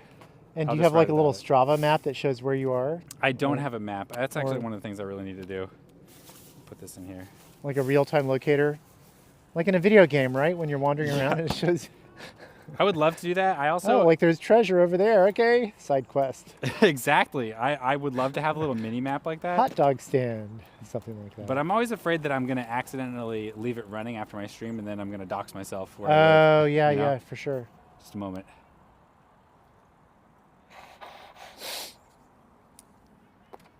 When I'm riding the conference bike, I've learned like you have to get volunteers. They have to. It's also very low geared. Yeah. Very, very low You geared. just spin. It's so much work. I felt Yeah. like my legs were ripped and like, oh, these are my thigh muscles again. You know, like my quadriceps and stuff. Like, okay, but I basically pick up lots of different riders, and then like the only reason I never got the conference bike down to the beach was because you have to have enough, like a critical mass of people to pedal it back up this giant hill, Oh, yeah, yeah. right? So right now we're about halfway to the beach. We're at the polo field, and we're at about 34th Avenue. And, you know, it's what, 48th Avenue or so in La Playa. So we probably have another 100 or 200 feet to go. Yeah, this route is so beautiful, too. I love riding here. Me too. It's such a blessing to have a pretty much car-free route all the way from one end of Golden Gate Park to the other. And it's a really hard thing to make happen, right? Yeah, oh my God, it took so much work. Yeah.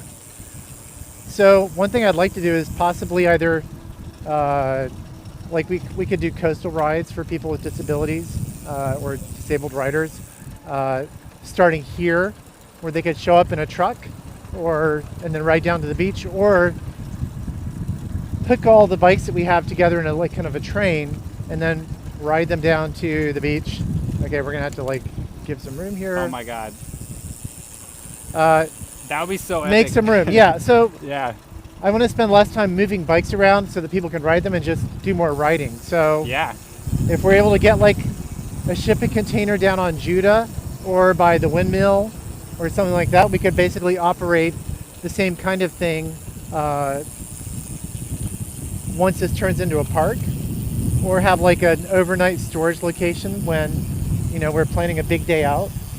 We have approximately 8 bikes right now. There's no reason why we couldn't have 20.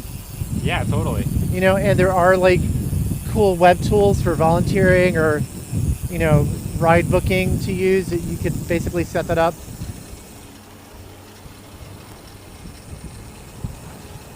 This is so nice, Chad. We're just cruising down this hill. And I think my fender's fine without that screw, by the way. Everything's fine. Just geo-lock your personal area out of the map stream. Restream for Twitch. Strange hamburger rice. I'm gonna take that as you are willing to help me. So reach out to me. Let's do that. So back in 2020 when the pandemic hit, and also I think right before that when they were talking about like trying really hard to get like a Saturday closures, like all these things have been going on for decades, right? Like the transition modalities to, you know, out of cars, right? Yeah. So maybe you drove a lot when you were younger, Yes. right? I did. Yep. I went to school in Fairfax, Virginia, or Oh, yeah. college, right? Yep. And lived in Arlington and Alexandria and drove around the Beltway. Then I worked in DC, or I would date somebody in Maryland. Uh-huh. The default was to just drive, right? Or Totally. had to go to crew practice in Woodbridge or Georgetown. So you kind of like just started driving everywhere. There's a better way to do it. This is the 21st century. And it's a much more joyful, healthy experience to do this than to be in your car and being raged at by other people or having other people rage at you. How's Totally. it going, homie?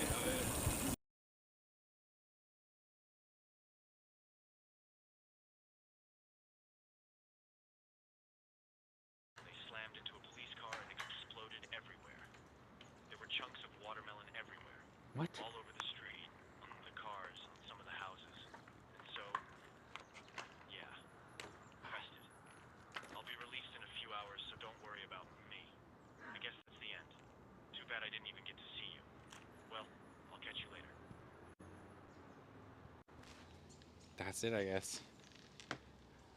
Looking for Percy? Great landmark. Yeah, no problem.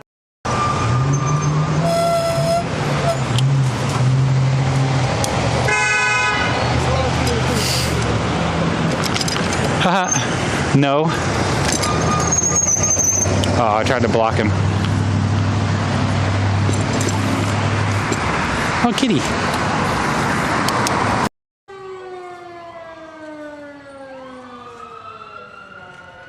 Oh my God. How's this truck gonna make this turn?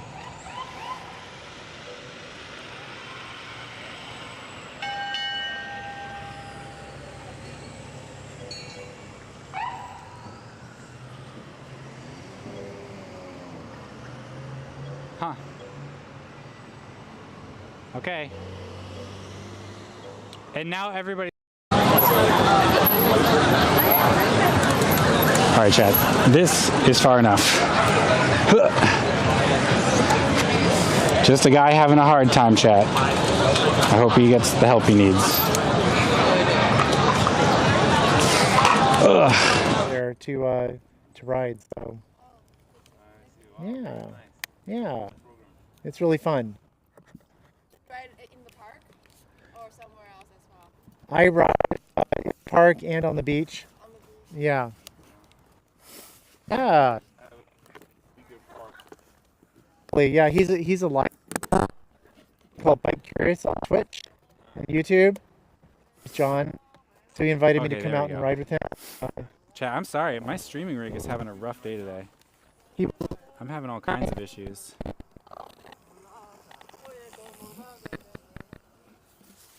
Let's try that. Yeah. So you voted yes on K? Had a big ballot measure. It's very, very contentious and controversial with some people, especially drivers who drive on that. Is it okay? Yeah, we're back. Wow. Sometimes for driving, but I don't mind closing. Oh, yeah, we're talking about Prop K. Yay, Prop K. It passed. Yep. It's a done deal. Let's take the cars over soon, so why be here? right. Yeah. Okay.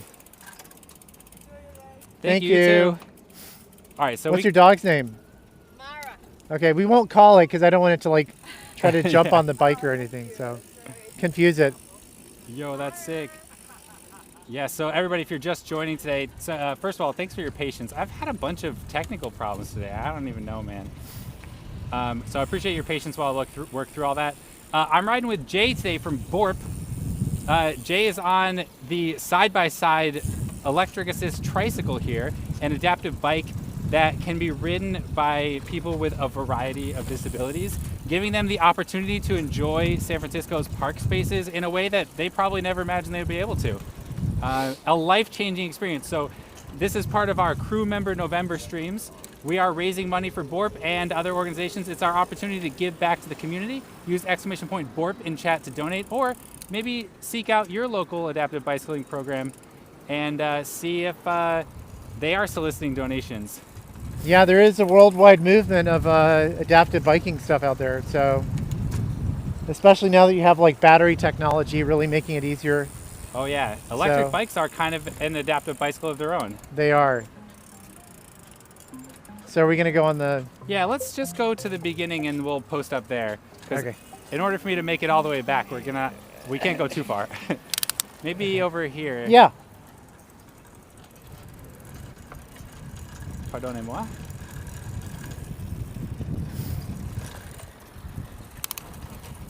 So last summer, in 2023, every other Saturday was down here at Judah and the Great Highway. And this bike and other bikes were out here for people to... That was when they had to bring a box truck full of bikes over from Berkeley every Saturday. Oh wow, yeah. So they imagine brought 'em like, down and here. I was volunteering, I'd been a fan of their program because I'd seen them in Golden Gate Park, and I was like, the one thing I used to go to Burning Man many times in a row, so I haven't been in a long time, but the one thing I really could do to help those guys was to help them unload the bikes off their truck and load them back up again at the end of each day. Yeah. This is a neighborly thing to do, right? So that's how you got involved initially. That's how I got involved. I volunteered almost every Saturday, and then this year they said, "You want to come and like do this for us on Saturdays and make a little bit of money?" Yeah. So yeah. so I'm a staffer, Wow. and it's really fun. And I'll be sending out a survey for people that rode or didn't ride this year. Maybe I can send you a link and you can put it in a newsletter or that like sounds whatever awesome. you do. I would love to. Yeah, I have a Discord channel that I can. post to. Excellent. Yes, I'm going to subscribe to that. We should probably post up around here. Okay. Maybe we park up here just before this crosswalk, Yeah. give people a nice view, and we can chat a little bit more, and then we can Excellent. head back. All right. I know I love riding I know. the Great Highway here, but I was here yesterday, yeah. and tomorrow's a holiday, so it'll be closed tomorrow for people that are in the Bay Area. You should come out here and check it out. Tomorrow's a holiday? It's Veterans Day. Oh, I'm wait. a veteran. I wonder if I have to work tomorrow. All right, chat. We'll post up in here and just chill for a bit. We can ask some more questions. I saw a couple more questions for Jay in chat. We can ask away. Yeah. I'll take a little. I'll put the water parking brake on for a second. Here we go. So we made it all the way down to the Great Highway. To your right now is the Pacific Ocean. You can't quite see it, but you can see all the dunes here. Behind me is Jay and the side-by-side electric assist tricycle. Yeah. We are just out for a ride here through Golden Gate Park. Actually, we did pretty much a car-free ride all the way from Golden Gate Park out here to the Great Highway. There are a couple little dicey spots, but Yeah. no big deal. Oh. Oh, so yeah, you got I have my handy dandy. Oh, and we actually I have this laminated map from when they were planning the car-free changes to JFK Drive, and you can kind of see. Oh yeah, I don't know if that's visible or not. you can get in closer with it. Okay. It's a very wide angle So lens. we're over by the DeYoung Museum and Cal Academy and rode all along JFK Promenade, And this green strip right here is Middle Drive, going past the polo fields. And right down here is the windmill, and where we basically took a hard left, and now we're on Upper Great Highway, and also known as Great Highway Park. And obviously you can see that it's got people using it for walking and rolling and rollerblading and roller skating and stuff like that. So as I understand it, this park is, we also went back over to Kezar Drive, but like, as I understand it, this is about 3 miles, isn't that right? Yeah, that sounds right. Okay. 'Cause And it's 7 by 7, but it's a little shy of Yeah. half the city. and then from Lincoln to Sloat is also 3 miles. And we've ridden on stream. We've ridden that entire thing. We've ridden all of Golden Gate Park and all of the Great Highway that's closed here. Yeah. So I did see a question in here from chat. Is this something that you can just buy, or did this have to be custom built? No. So there's it says. Oh, the Hoka. mic's on your. Oh my gosh. Sorry. I've done that so What many am I times. gonna do? I Yeah. guess I could put it right here. Yeah, just clip it on there. Okay. I got to get some of these. I love it. So there's a company that makes it. It's called Hoka, Huka. Hookah. Is that a Yeah. US-based company, or are they from like? I think they're the Netherlands. I was Like just there's a gonna lot ask. of like Yeah. Dutch companies that do this. Like Van Ram, VAN space RAAM, makes another bike like this. I think it's called the Fun to Go, and theirs also has like a two-person attachment that can connect to the back of that. So this bike is probably like 5, maybe 7 years old now, and one of the brakes is cooked, which means like there's a lot of impurities that get onto the brake disc. Yeah. That's why it's so squeaky. But the thing is, like, this is very versatile bike form factor. So if you have like your mom or somebody you know who can't ride it basically it's a very wide range of like, if for someone can't ride a two-wheel bike for any reason, Yeah. that's why we would want to make this available to them to ride for free. Yeah, you mentioned my mom. It's actually funny. Like, my mom does ride a bike. She has a acoustic bike and an electric bike. Okay. But she broke her wrist about Yeah. 6 weeks ago. Yeah. And she hasn't been able to ride since then. Yeah. But a bike like this would actually give her an opportunity to ride. And even the recumbent bike.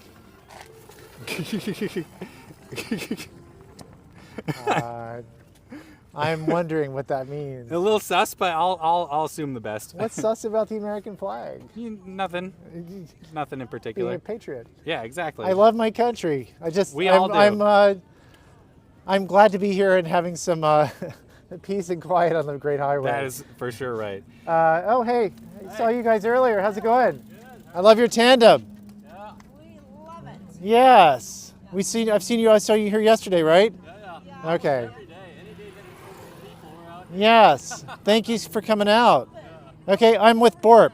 What's that? I'm with BORP. You know the adaptive biking program? Oh, yeah. For yeah. And this is John. He's Yes. We're learning about adaptive bikes today.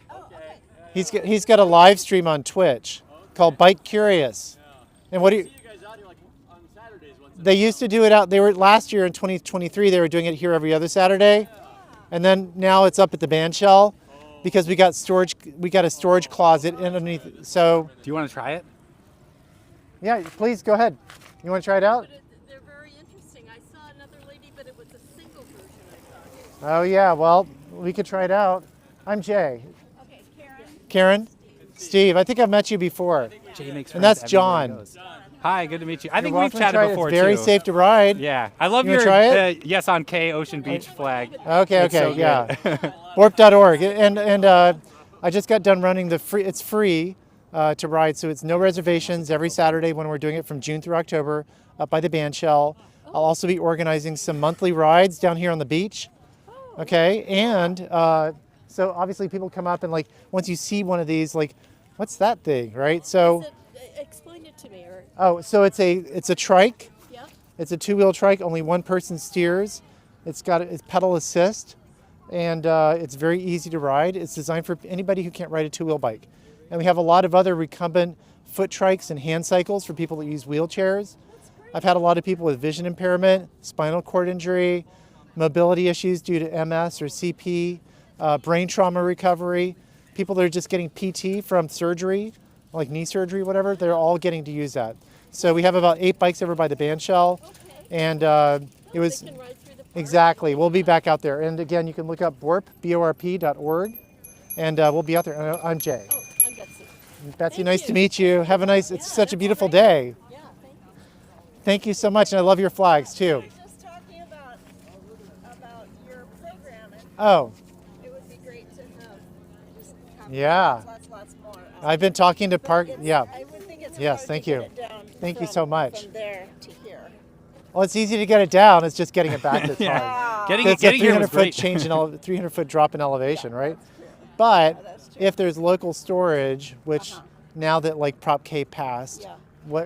what are the short-term things we could do? Like, could we, set up a shipping container over in a Yes. clearing by the soccer field? Yeah. These are very tactical, practical things we could do. Yeah. My goal, I was just running the program every Saturday up by the band shell. Uh-huh. We were getting up to like 18 riders a day, or in a 4-hour period, to take each bike out for an hour. We had about 8 different bikes, and several of them are electric bikes too. Sure. So I've also fabricated a lot of side-by-sides, and I put I welded two tandems together into a quad. Okay. So I just love bike stuff. Yeah. And Karen, I saw you yesterday. I think I'm going to try and get Dan, the music guy. Yeah.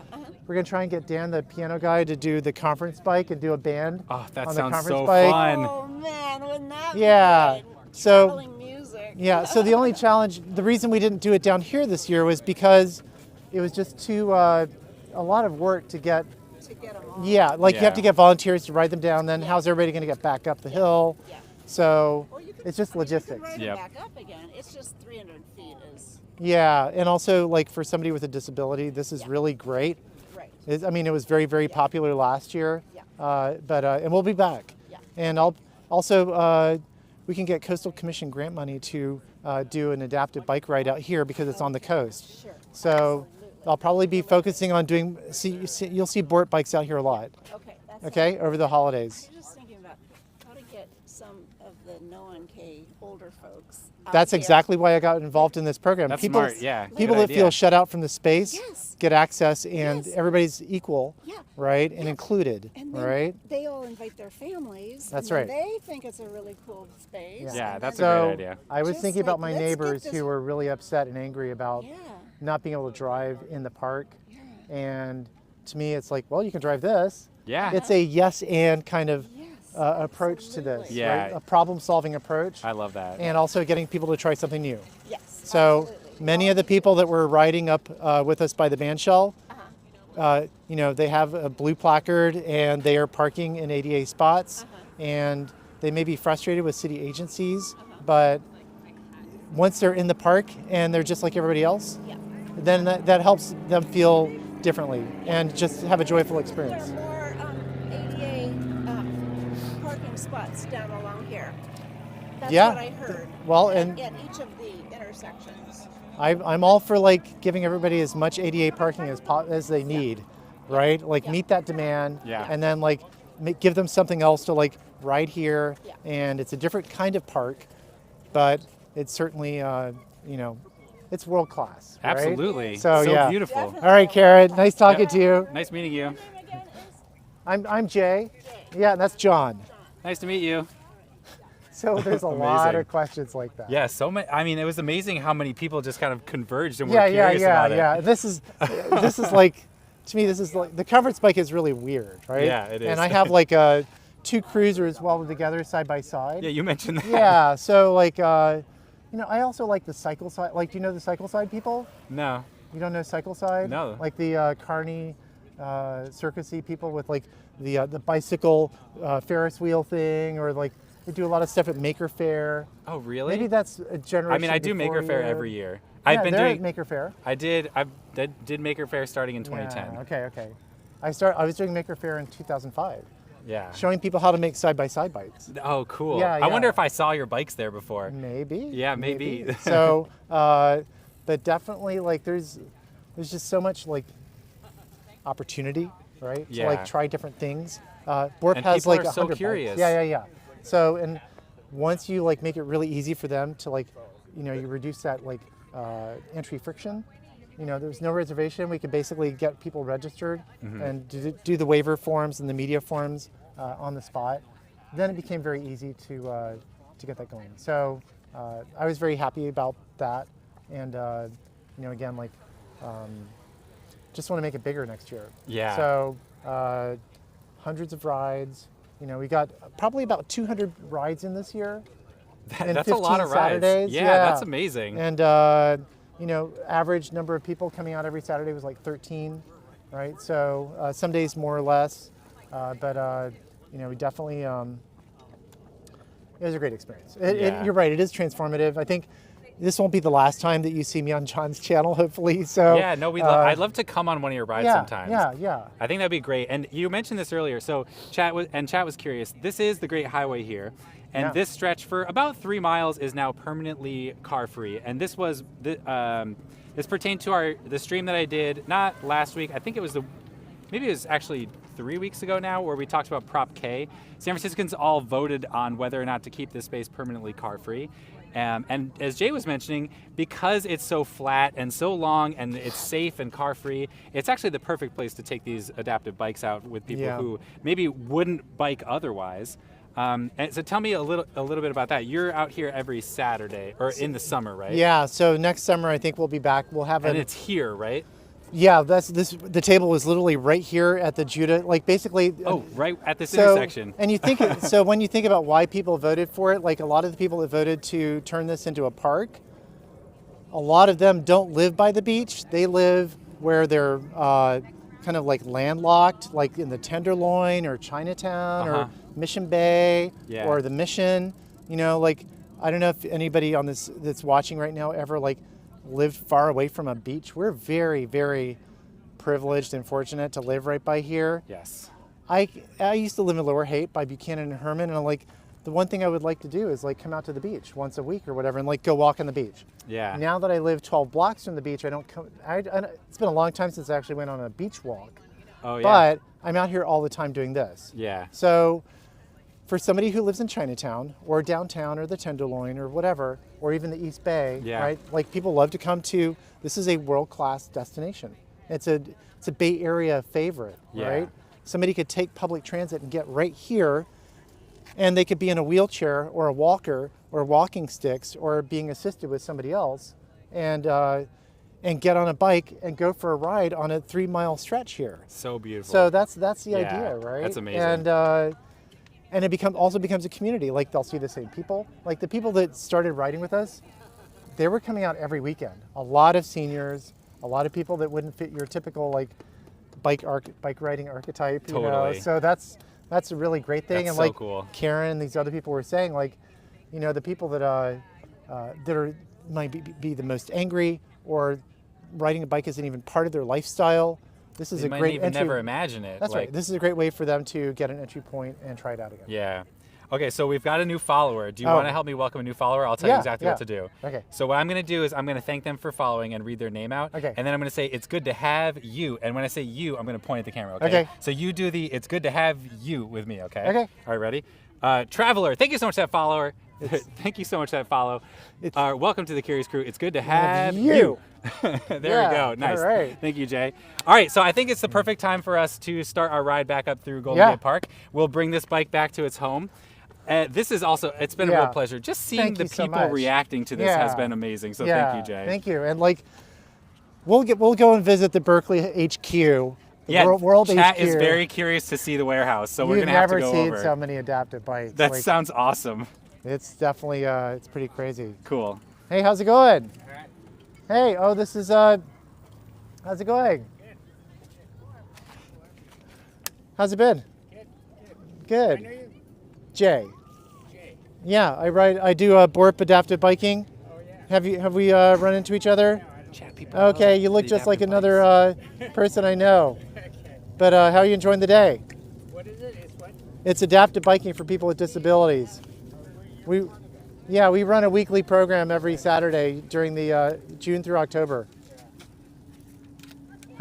All right, don't want to interrupt your ride. Have a nice day. Okay. All right, chat, we're going to ride back through Golden Gate Park. We're going to deliver this bike from whence it came. which is going to take us a lot longer to do than it took to get here, because I'm going to be slow.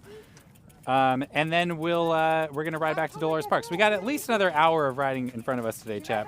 Plenty more beautiful views along the way. Oh, look, there's my friend. Hey, Dave. Hey, do you know this guy? I do. Hi, Dave. Hey. Your name, John? John, that's right. You remembered. Good to see you. I didn't remember your name. I only copied him. So you're Dave amazing. Alexander. Name. So are you guys streaming now? Yes, we're streaming. Jay has given us the adaptive bike tour today, so we got to check it out and learn about Borp. It's awesome. This is Dave Alexander. Do you want to get in front of the camera here? Oh, it's okay. Okay. I need to see. I was supporting local merchants. Oh, good. I always buy from Palm City, so I buy nice. from Richmond. Oh, nice. And so yeah, they're great owners. He's from Philly. I'm from Philly originally. Anyway, good people. But are you guys staying down here on the Great Highway? We're gonna head back up through the Golden Gate Park right now. Got it. Okay. Yeah. Well, I'll see you guys around. Good All running right, into see you you. around. Yeah. See you, John. Bye, Jay. Bye, Dave. So Dave is a local activist on slow streets, safe street stuff. Like, Yeah.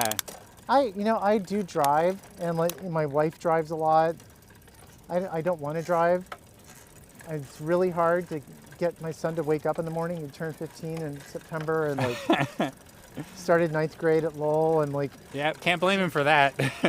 I never wanted to get up in the morning He loves for to school play either. Roblox. So if any of your streamers like have any suggestions on like managing, if they like to play video games like that, like how do you like stop? Like how do you like how do you compartmentalize that time? I'd love to hear some suggestions. Yeah, my kid loves Roblox also.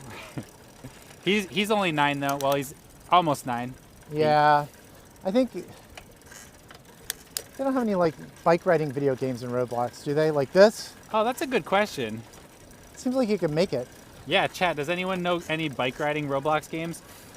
I love Banana Eats. That's my favorite one. It's like a hide and go seek game. Oh, that sounds fun. Yeah. I like to play first person shooters, and they have like a paintball one. I love just owning little kids in that game. Yeah, so he likes to play what I think is Roblox Battlegrounds. Oh, I don't know that one. And it's like it seems like you're either getting like it's all melee mode kind of thing, and like I guess the thing is it's not like Legend of Zelda or something where like you had a story. It's just like it's always on, and like it's hard to stop. Oh, yeah, one of those kind of persistent games. Yeah, it's always like run and gun or. Yeah. All right, we got it right here. So we're gonna let's just take this. Yeah, let's go for it. Thank you. Oh, I guess like I'll just can I make some observations here? Yeah, please. Okay. And do you want to go first? Or do you want me to go first? Oh, I got it. Okay. Yeah.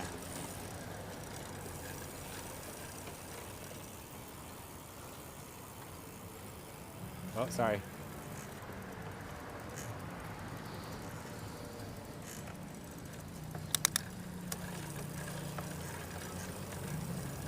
I'm still not sure what Roblox is. It's like a game where people can make their own games in it. It's a metaverse. It is the metaverse, literally. I had a couple job interviews with Roblox. I hear they pay well. Let's see how hard it is for me to get this back up the hill. Oh my God, I'm not gonna be able to keep up with you at that pace. I'm slow on this bike. This won't last, I promise you.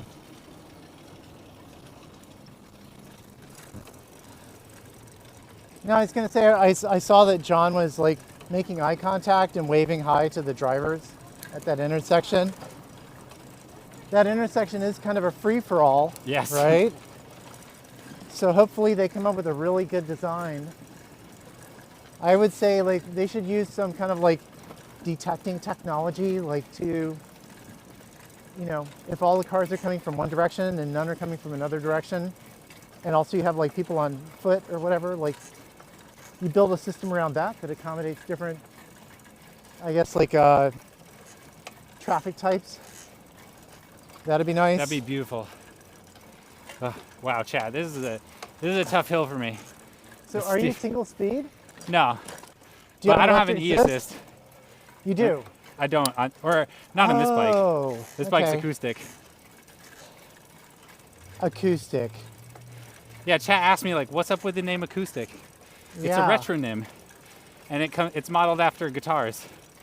If you have an electric guitar and acoustic guitar, you have an electric bike and acoustic bike. That's where it comes from.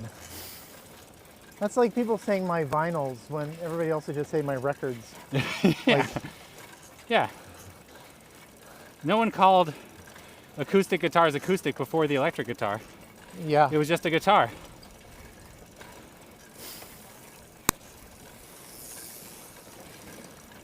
People looking at this bike. All right. That's one part of the climb. We got a lot of climbing to do though. It's gonna take me a while. I was not planning to go all the way out to the Great Highway today, but I couldn't resist.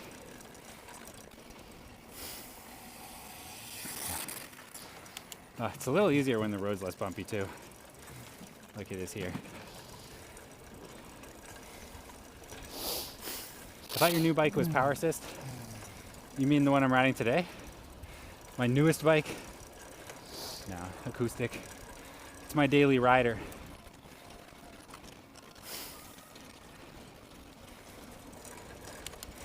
The bike I broke was my e-bike. And I haven't replaced that one yet. I have this cool bell though. I won't ring it. I don't want Jay to freak out. I think something's wrong again. I've had so many technical failures today. Not my favorite. All right, and we'll go straight through here. All right.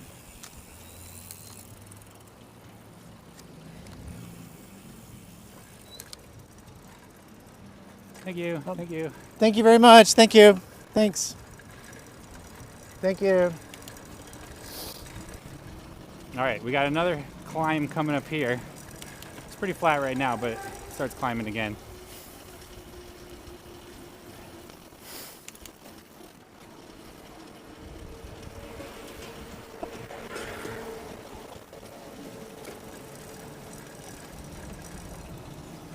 Wow, there's so many riders out. This is awesome. Wow. There's people everywhere. It's nice to see so many people out and about. Yes. Okay, I'm going to pass on the left here. Uh-oh. There we go. All right. Climbing again. Here we go. Nice easy gear. Spin it out. That cyclist was sailing by. Yeah, he was going fast. I still like the Blix Paca, and it's on sale for $800 off. Amazing. Whew.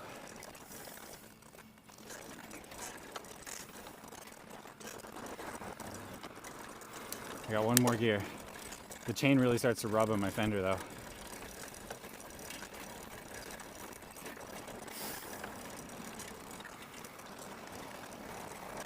John, have you been have you been to SF Bike and Brew yet? I'd go most weeks. I see your Instagram. I know you're there. No, I've never been. I'd love to go, but the midweek evening ride's just not a good fit for me. Especially Tuesdays. I usually make dinner on Tuesdays.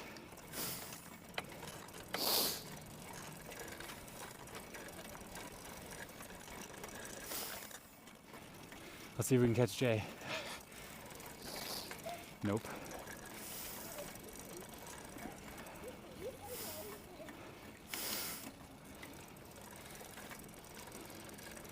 All right. That's hill climb stage 2 complete.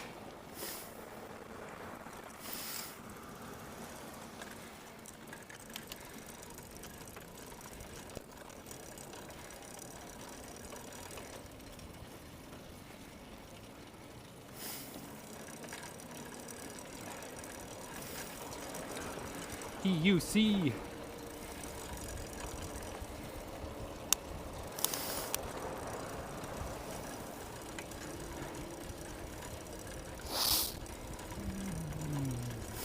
Pass by a lift, that's right. That's how fast we are.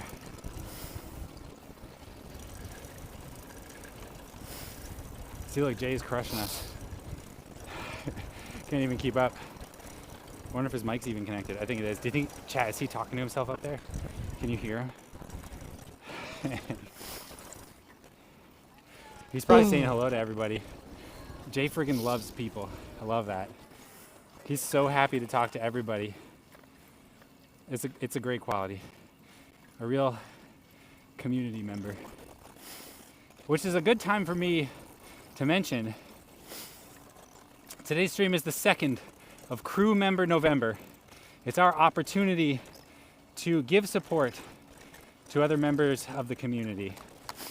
Today we're riding with Jay from BORP. BORP provides adaptive recreational equipment for people with disabilities. Jay handles their adaptive bicycling program here in Golden Gate Park. Whew. And we're out here enjoying the park with him today. If you feel compelled to donate to BORP, which would be a lovely thing to do considering the amazing work that Jay does for this community, use !BORP in chat, BORP. Make a donation through that link. Or maybe you'd prefer to donate to your local adaptive bicycling organization.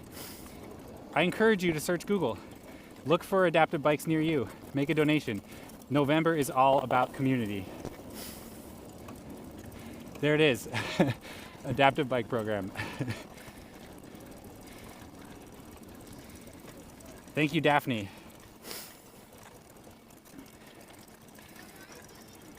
You're close. Oh, thank you. Hey, how's it going? Hey, have a wonderful day. You too. Thanks for All right, we're saying still hi. climbing. How's it going?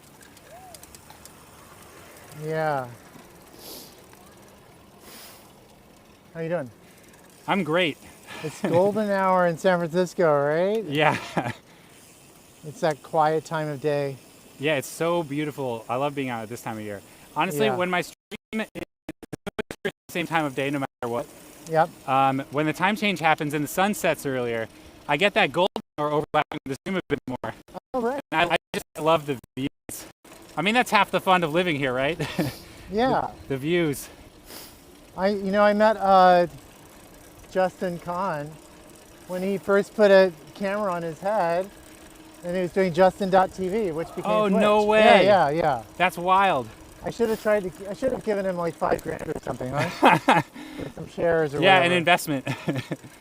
But We all should have. I literally met him at the Orbit Room with my friends. Whoa. and, He was just wearing a camera? Yeah, that would be early 2000s or Wow. mid 2000s. Yeah, it was like a GoPro on his head. Dang. It was like that at that point. It was like the concept was like 24/7 live stream, right? Yeah, Justin.tv. Of your very personal life. Go Do to the people still left. do that? Yeah, for sure. And what's like streaming culture all about now? Like, Yeah, I mean, that's a great question.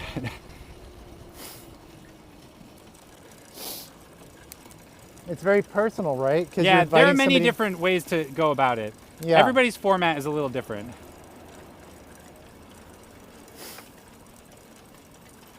All right, this is the last and hardest climb. Is it? Well, just because it's the last one, probably. Well, it keeps going too, you know, because Yeah. we have to keep going underneath Middle Drive. Yeah. So we're For, really close to crossover.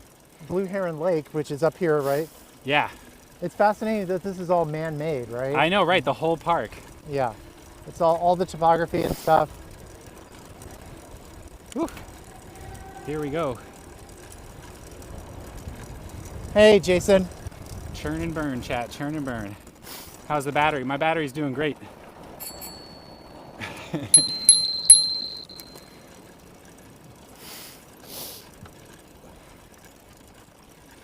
I am on an acoustic bike today, chat. No e-assist. So we're just grinding it out. Get into a nice easy gear and breathe.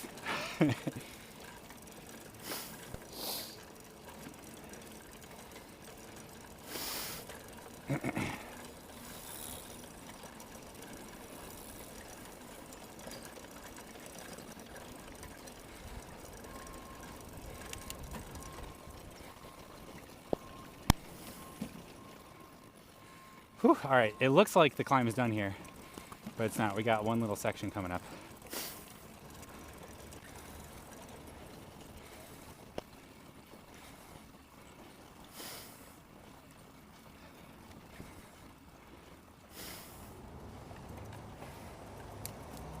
Bunch of pedestrians. Love to see it.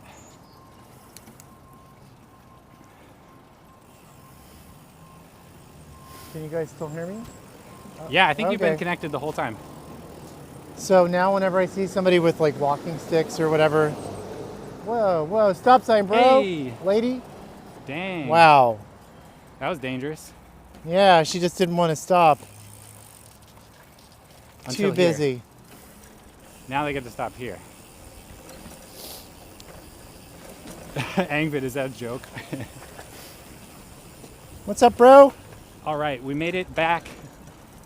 We made it back to car-free paradise. We had about 20 feet there of not. I just noticed your gimbal on the rig thing. That's so cool. Thank you. Did you design that? I found some cheap camera shock absorber on AliExpress. Yeah, that and is I cool. modified it slightly so it would work for my rig. That's really interesting. Murderers, yeah, murderers indeed. Are you talking about the lady back there? Yeah, chat's reacting. Yeah, she could, yeah. That was, you know. That's a classic case of not paying attention. It doesn't matter. No one should have to pay attention while they're moving around. She should just ride the bus. She had There was that big nothing in the truck? bed of that pickup truck. No Yeah. passenger or anything. Okay, so John is officially over the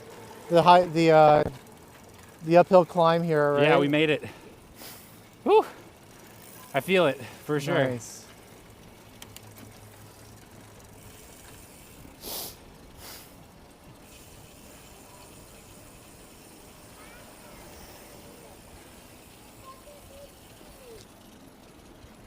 Well, Oh, John, feels good. I'll keep you posted on when we do a group ride, like in November or December.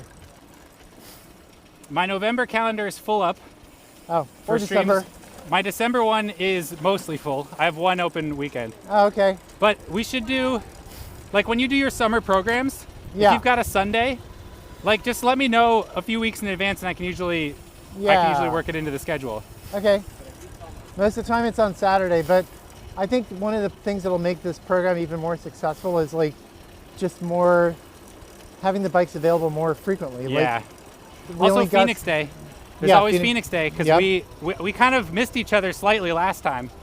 But I- you know, I ride solo on Phoenix Day because they do a big crosstown ride, but it's really hard to meet up with mid-ride. Yeah. So I would love to do, if you know, your ride seems a little bit easier to kind of sync up with and work it into my Phoenix Day activities. Yeah. So I would love to do that. Well, this year, like I was, it was just like getting the conference bike out from the mission and in the park space, and whoever wanted to ride, right? It's like, come on, jump on, and people don't have to wear helmets or anything like that. So it was more just like showing up, right? Yeah. So Very approachable. yeah. Chat, I don't know if you know what he means when he says the conference bike because it is so cool. It's like, Conferencebike.com. yeah, conferencebike.com. You got to check it out. It's like a circular bike that seats how many people? Like six? Seven. Seven people? All 7 people ride around it. Only one person steers. Everybody else just pedals, and everybody faces everybody else. So it's very conversational to ride, and it's a social experience. We can hook up your rig on it sometime, okay? Oh my God, that would be so cool. And No we can- promises that I'll be able to hook it up though. That you'll be able to do what? That I'll be able to hook it up. Okay. The rig works pretty well on my bikes, but Okay. I never know for sure. All right. I've seen my fair share of collisions. I need that trike for me and my wife. Oh, Pat the Weirdo. I love that. This is a Hookah bike, www.hookah.nl. So if you're curious about one for you and your partner to ride, that's where you check it out. HUKA.nl. Sounds like a pedal pub. It's very similar to that. Adam Conover did a stand-up on Cars/driving recently. I know the War on Cars podcast. Interviewed him a few years ago, so it wasn't a big surprise. I like that guy. Yeah. The Adam ruins everything. That's funny. Not very family friendly though. Sorry, everybody. So are you going to keep going straight? No, I'll come back with you and we'll do Okay. a little closing. I'll grab my the other bike. Yeah, we can see the other one before I head out. Okay. I'll have about 5 minutes. Okay. Go ahead. There you go. Always Right. give some grace to kids under 3 feet tall. Yeah, They also behave unpredictably sometimes. that is a fact. So another great thing about doing our adaptive biking here is that Live San Francisco and Illuminate, the people that organize all Watch of out for the them. We're good. artwork stuff, sorry, they were doing a ton of different concerts out here. Like there was like a surf rock festival and like a punk festival. Today's like a big reggae concert. Yeah, Sorry, we met little- that guy that was apparently announcing a band. That was cool. Paco. Yeah, yeah, Yeah, with his grandmother or mom who can't ride a bike. that's amazing. Yeah. Yeah, that's right. He was super curious. Don't forget to talk to him on the way He out. was bike curious. Yeah, he's wasn't bike he? curious. That sit-down bike looks nice. That's right. So I'm riding today, everybody. With this bike here is provided by Borp. We're riding with Jay. Jay's teaching us all about Borp. They provide adaptive bicycles to people with a wide variety of disabilities that want to ride here in Golden Gate Park or on the new Great Highway Park. And this has been such a nice ride. Learning about Borp and seeing the bikes in action has been an incredible experience for me. I can just imagine someone who maybe has a hard time getting exercise, being able to get on one of these adaptive bikes and just see the city of San Francisco in a totally new way. And the experience that I had moving from a car-dependent suburbia here to San Francisco and riding with Bike Party or riding with other group rides really just opened my mind and created such memorable experiences for me. It really shaped the way that I think about San Francisco and about bicycling. So to be able to bring that to people who maybe never even imagine themselves as a bicyclist is just amazing. I think that's such a cool opportunity. Thank you so much, John. I really appreciate your interest and curiosity. Yeah, and actually, And, this was suggested by chat. Really? Someone Okay, messaged. thank you. This must have been about 6 months ago. Oh, And I okay. think it was Thalis, if you're watching, but maybe it's not. And Yeah. if it was someone else, let me know. Yeah. But yeah, one of my viewers was like, are there any adaptive bike programs in San Francisco? Yeah. And I found Borp, and I've Yeah. had you on my radar since then. Thank you. Yeah, thank you so much for Yeah, riding. I and know this it's- won't be the last time that we Yeah, team definitely. up or meet up or whatever. And I know it's no small feat for you to get these bikes up here and to also dedicate, a couple of hours of your day thank at you least so to do much. this. So I Yeah. really appreciate it. Yeah. And remember, I'm Chad, this is excited. Crew Member November. So this is our opportunity to say thank you to people giving to the community. We can give to them so that they can better and more effectively give back to the community. In this case, we have Borp. So check out !Borp. That'll take you to the donation link. So we can Thank get you. more of these bikes. We can continue to maintain them so Yeah. more people can ride them. We can expand the services Yeah. so that there's parking closer to the Great Highway Yeah. or other location hotspots. Yeah, and I would love to see anybody who's listening to this stream or watching the video later. If you ever have any questions about adaptive recreation, check out borp.org. And then also email John or reach out to John or Borp. Through the Discord? Through Discord, yeah. I'll get onto John's Discord and maybe there will be an adaptive biking hashtag or whatever. That sounds great. However you do it. And, arrange for more people to come out that are on your viewers to try these bikes out. And I also help you find local resources too, because it is a growing worldwide thing. Yeah, it's so cool. And we know that not everybody is in the Bay Area here. So Yeah. if you're curious about adaptive bikes, but Borp isn't in your area, there's no pressure to donate to anyone in particular, but definitely this is Crew Member November. It's our Yeah. opportunity to give to the community. Thank you. Seek out your local adaptive bike programs. Reach out to them. Maybe you can volunteer your time. Maybe you can donate money. Maybe you can help them in other ways. Yeah. So the Crew Member November is our opportunity to think about community and give back to the community that we love Yeah. so much. And John, thank you again for your channel. Yeah, you're welcome. Hey, Sine. How's it going? It's so nice to see random people out here. I know, So- right? We've seen so many friends out here Yeah, riding and today. also we have a lot of mutual friends, right? Yeah, So, it sounds like a lot of the Safe Street Rebel community yes, crosses over, so found all that's all awesome. those people. Well, yeah, thank you Dude, so much again. I love and also John's bike is pretty cool, Yeah. and the whole setup, and also your mission. So, Aw, thank you so thanks much. and maybe I'll get you to try a Waymo ride sometime. you gotta check it out just to know it. I mean, I'm not saying it's awesome in all ways, but it's definitely good to see the technology from the inside. I am curious about I'll it. pay for the ride. How about that? Okay. And you can bring your camera. I will answer that with a very firm maybe. Okay. But thank you. We'll definitely bike again together. Yes. And again, like I can probably arrange for the conference bike to be part of Oh my a God, stream that episode. would be so much fun. Okay. So Yeah. we'll plan ahead for that. Yeah, that sounds Okay? great. All right. All right, let me take your, Oh yes, you take your that. microphone here. There we And, go. all right, and say goodbye to Jay, everybody. Thanks, Say everybody. thank you. Thank you. you so much, Jay. Okay. I will see you around. All right. And you're gonna ride off into the sunset? Quite literally today, Okay. right? Awesome. Do you need any help getting this thing situated before you roll down? I've kind of jury rigged it, so I'm just gonna hang it off the back and like pedal it down the ramp and into the garage and like pull my bike out of the closet and stick these two in there. Everything's ready to go. So Perfect. We'll be back out for winter programming or off-season programming. So Yeah. I'll join your Discord. Yeah, please let me know what's going on. will. And I know that the Discord would love to hear that too. So Thank you. thank you, Jay. All right, great job with your channel. Thank you so much. Yeah. All right, chat, we're rolling out. See you around. Oh, that was such a fun ride. I had so much fun today. What's Jay's socials? It sounds like Jay will be in the Discord. That's his plan. Borp, there's like I think, what was it, Bay Area Adaptive Cycling on Instagram. Jay's mentioned that he's just dabbling with the social media stuff for Borp.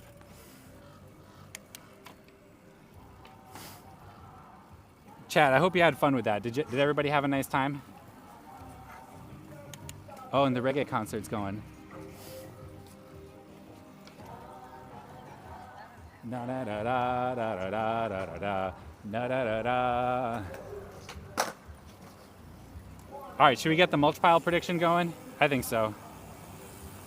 Start prediction.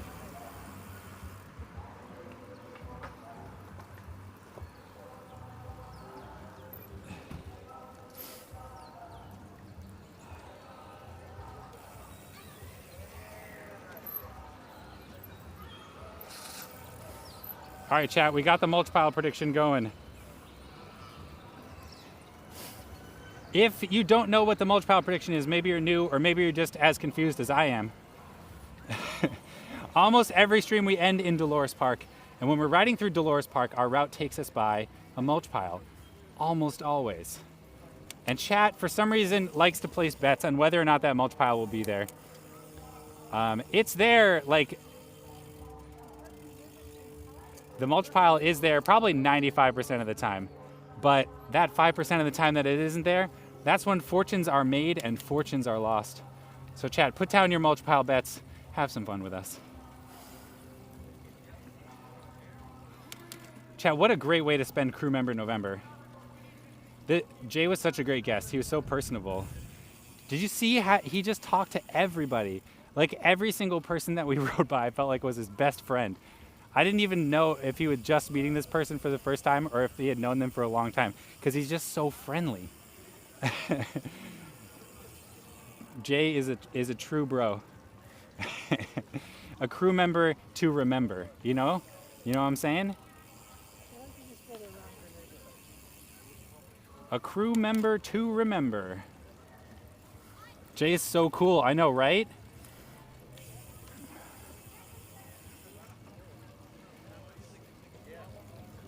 I want to learn his power. Yes, and I'm going to reiterate, chat, check out your local adaptive bicycling programs. I'm sure that they would be happy to have volunteers or take donations. And this is Crew Member November. So go and check it out.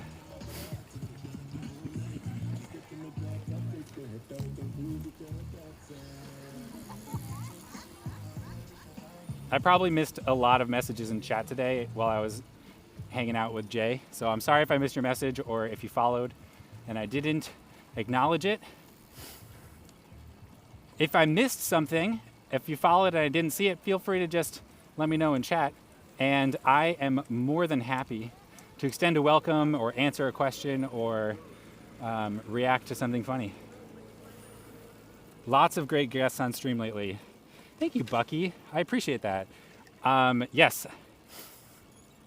I've been working a lot harder.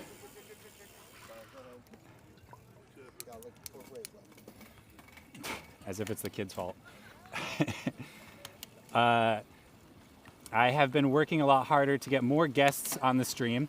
The whole point of the stream is to bring together the community, to celebrate members of the community, and share that with other people around the world. And I feel I've been putting a lot more work into getting guests onto the stream and designing or creating unique experiences with each one. So I'm glad that you appreciate that.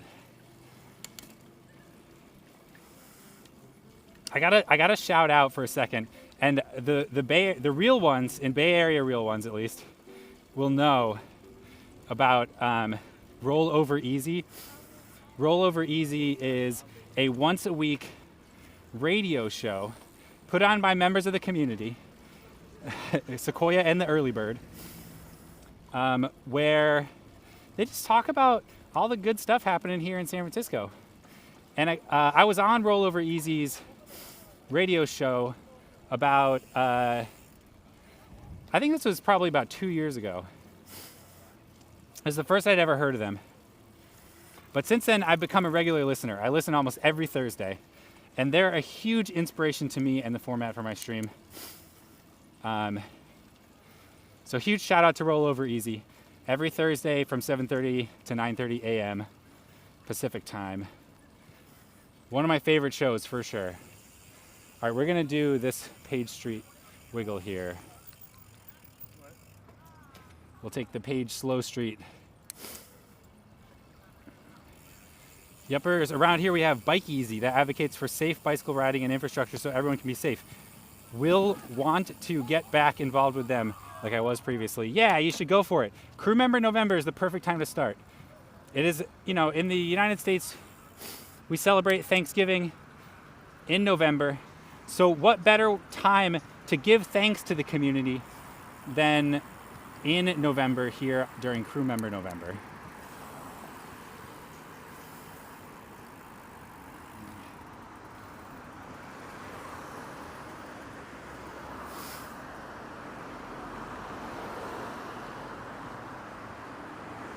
Yes, absolutely. That's what I'm talking about. We got a really nice ride coming up in front of us too. Can you tell us a bit more about Prop K and what the voting result means for SF? So we investigated 2 propositions on stream. I guess this is going to be a footnote for today's stream, although I would like to do a more, I would like to commit more time to celebrating the opening of the Great Highway Park, considering that we participated in that campaign to our, in our own special way. So we did 2 streams. One was dedicated to Prop K and one was dedicated to Prop L. Prop K was to make the Great Highway, that section of highway that we were on near the beach, permanently car-free. There's 3 miles of it that's permanently car-free now. I did a full stream dedicated to that section of highway and why it's being proposed to be car-free. Spoiler alert on that stream. The reason is because it's closing to cars no matter what. They just wanted to close more of it so we can turn it into a park. More hill. So Prop K passed. I think it ended up getting about 55% of the vote as yeses, affirmatives. And what does it mean for San Francisco? To be honest, it pretty much went the way I expected. I was expecting it to pass because the JFK Promenade, which we also rode today, it was that car-free section of Golden Gate Park. That was also put to a proposition a few years ago. And that one passed by a similar margin.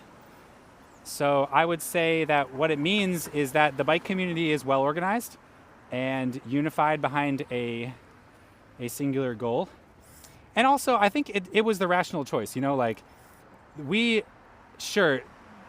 There's lots of big feelings as it relates to closing any car or any road to cars. People who drive feel big feelings about that, and they doom and gloom it and they take it out on people. They call names. They feel very upset when those kinds of things happen. But if you step back from it and you let the politics and the fear of making the city harder to drive, you set all that aside, The reality is that the Great Highway was closing to cars no matter what next year. It's falling into the ocean. They can't keep it open. They've already decided to allow the ocean, or allow the Great Highway to succumb to the ocean.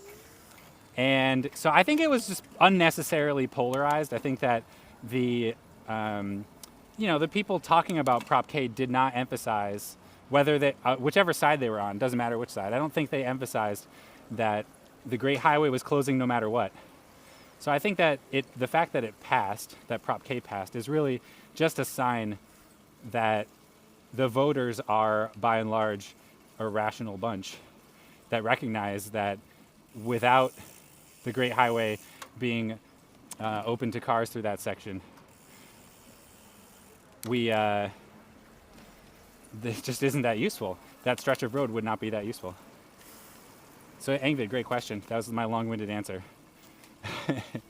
And also kind of rambly. I was a little distracted.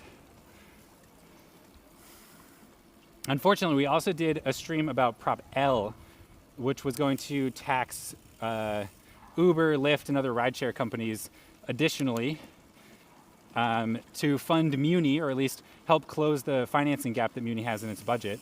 And that needed a 50% vote to pass, which it got. It did get more than 50% of the vote. But unfortunately, another proposition, Prop M, had what's called a poison pill in it, which meant that if Prop M passed, Slow Street Coffee, oh my God, that's amazing. Slow Street Coffee, that was so cool. So unfortunately, if Prop M passed with more votes than Prop L, then Prop M would supersede L and L would not pass. And that is exactly what happened. Prop L passed with like 50-something% of the vote, but Prop M passed with more, and so Prop L was dead in the water. So we streamed about two propositions, both of them transportation related, and we won on one of them and we lost on the other. But that is not the end, chat. Muni is facing a budget shortfall, and that needs to be closed, otherwise significant service cuts will need to be made. And that's just not a future that looks good for San Francisco. So the community will continue to push to close the financing gap, and perhaps adding a proposition to the ballot in a less polarized election cycle will help to get things passed. When is there going to be a prop that removes all highways from the inner city and makes them all outside it? That would be friggin' awesome. Unfortunately, the city of San Francisco doesn't really have much say over the highways. That's all done by the state, Caltrans. And if you know state DOTs, then you know that they're not really keen on that idea. So that's a whole different conversation that would need to happen. The community needs to destroy Proposition M. Well, the voters spoke, unfortunately, and they probably didn't even know that Prop M was a poison pill for Prop L. Probably many people didn't, and so that's just what we get. That's the way democracy works sometimes. We have to just take it in stride, continue to adapt.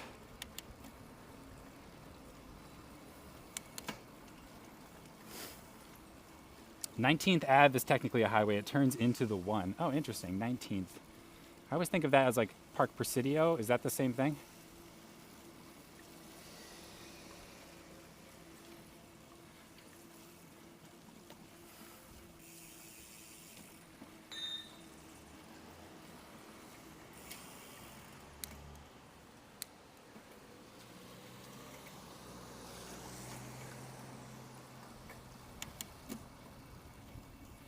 Yeah, it turns into Park Presidio when it hits GGP. Oh, that makes sense.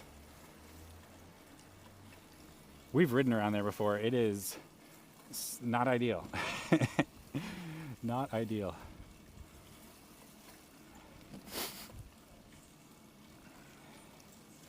And then it goes all the way over the Golden Gate Bridge.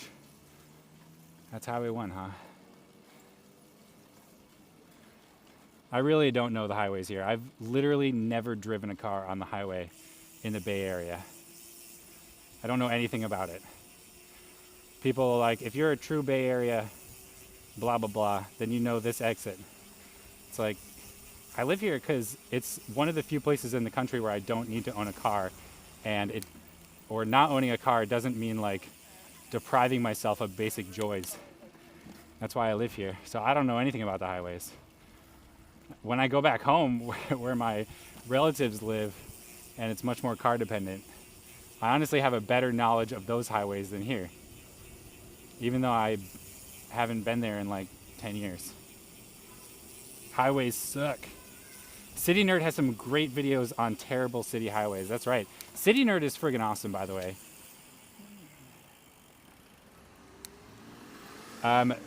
City Nerd is one of my favorite urbanist YouTube channels, and every single episode is a deep dive into some data set. Not every episode, but almost all of them. And so Ray, the host of City Nerd, will gather data on just trying to answer specific questions like what's the most affordable walkable city or things like that. And he'll pull together data from a bunch of different sources. He has a background in urban planning, so he knows his way around like ArcGIS and the tools that urban planners use to determine these kinds of things. And then he'll give you a top 10 list, usually including some honorable mentions and dishonorable mentions, so you can learn a little bit about the United States and its urban design.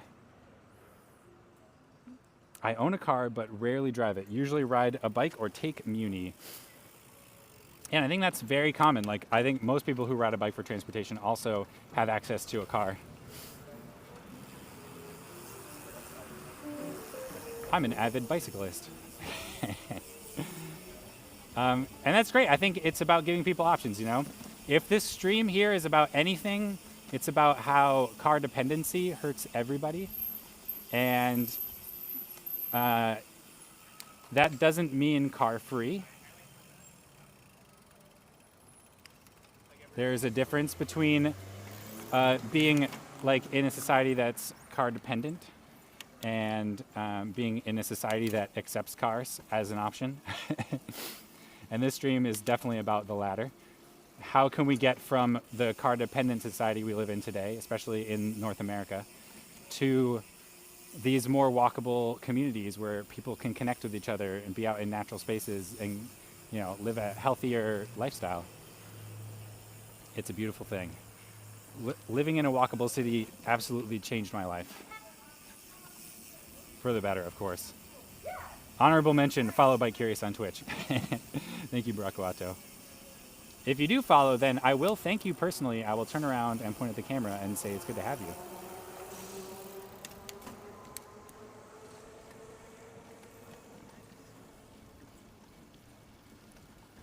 I saw a video on San Francisco made by a popular YouTuber last week. I found it interesting and informative. So yeah, Dave, thank you for, I think you shared that with me, right? Thank you for sharing that. Beep, beep, boop, boop, beep, beep, boop, boop.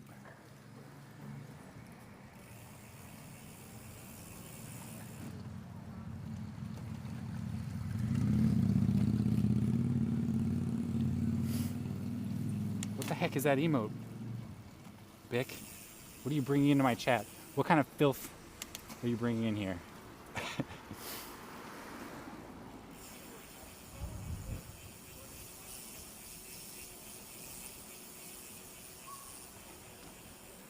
Is that what it looks like, Vic?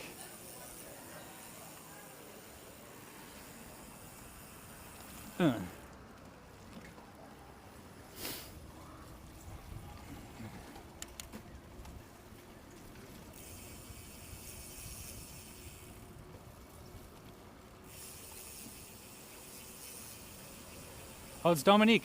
Dominique! Hi! That's my friend Dominique. Wow, the community is out in force today too. Riding with Jay, like, it's so nice just how many people he talks to. We got to say hi to everybody today. Whee!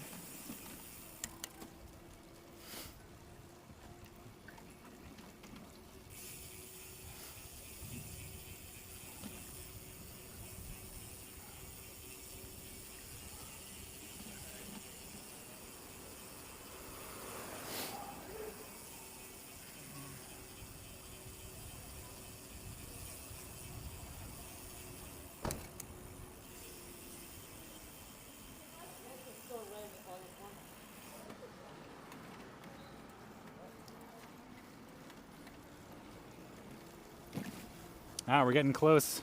I don't know how much time I set on my prediction. Oh crap. Is it over yet? Submission's open. I can't see how much time is left.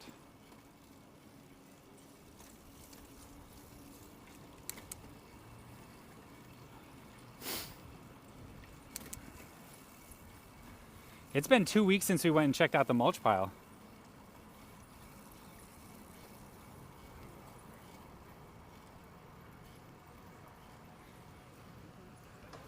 Around 11 minutes, 30 seconds. We're gonna beat that for sure. We're like less than 5 minutes away. So I'll have to manually end it. Everybody get your mulch pile predictions in, because we're getting close to the mulch pile. I'm gonna have to prematurely end the prediction. I never actually set the correct amount of time on there.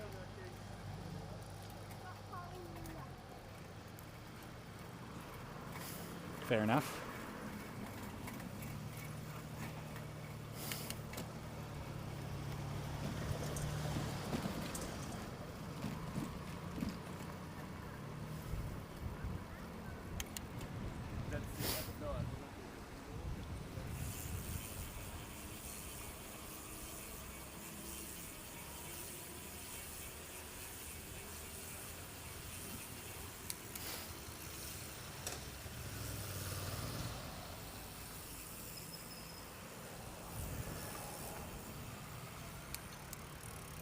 All right, we're gonna squeeze through here, going nice and slow, in case any of these doors pop open.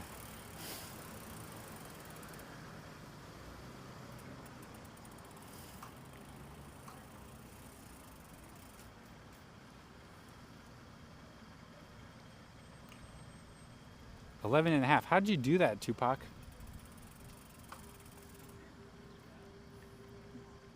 Angvid, nice. I love to see the channel points getting used for overlays. It's about time I had something to do with those. The overlays are fun. I need more. I looked into getting the tomato splat overlay, but I didn't really find anything that was kind of what we were looking for. We collectively. Prediction over, I missed it. Wait, there was 11.5 minutes left. And that was like 2 minutes ago. I didn't end it.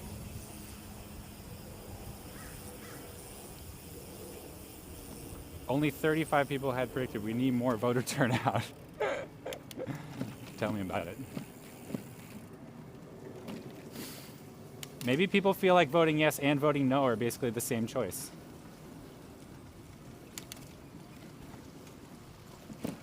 I had to refresh, then it popped up. All right. So we should have more time on there. Chat, you got a couple minutes left. Get your predictions in. Let's get that voter turnout up. Predictor turnout. Get some predictions in there. We've got just a couple of minutes left, and then I'm going to close out the submissions. I know the time says that there's probably like, I don't know, 9-something minutes left, 8-something minutes. And I'm going to be ending it prematurely. So keep that in mind. Get your predictions in now.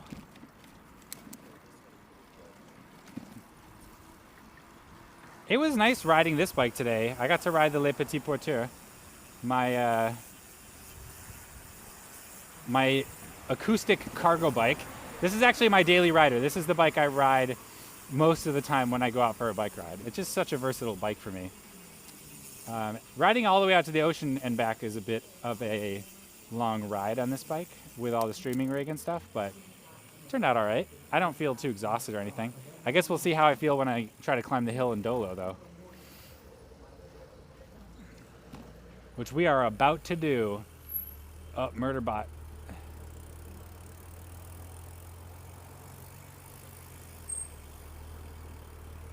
%7 of people could make it big. We're getting there, huh? We got there is a chance that there is no mulch pile today, chat. Like, it was shrinking. It has been shrinking the last few streams, and we were not out here last week.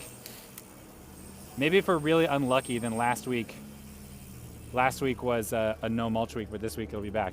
Here, let's just go up on the sidewalk here. I don't want to deal with all those cars in that intersection. Too dangerous. Oh wow, these palm trees are so beautiful here. They must be really old. They're huge.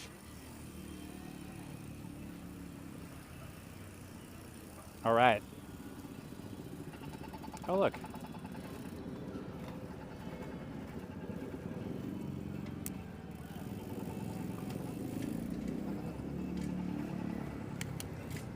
Tomorrow is a holiday? Yeah, apparently it's Veterans Day. All right, we're going to stop here. All right, I'm going to end the prediction here, chat. Get on it. Here comes the prediction ending. I'll give you just another second to get your predictions in.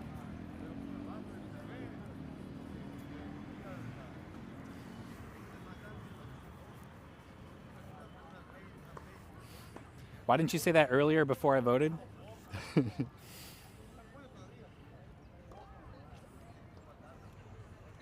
That would be election interference. That's why. If I lose this bet, I'm banning Bick. He deserves it. All right, chat, here it comes. I'm going to close it. End submissions, confirm. All right, here we go.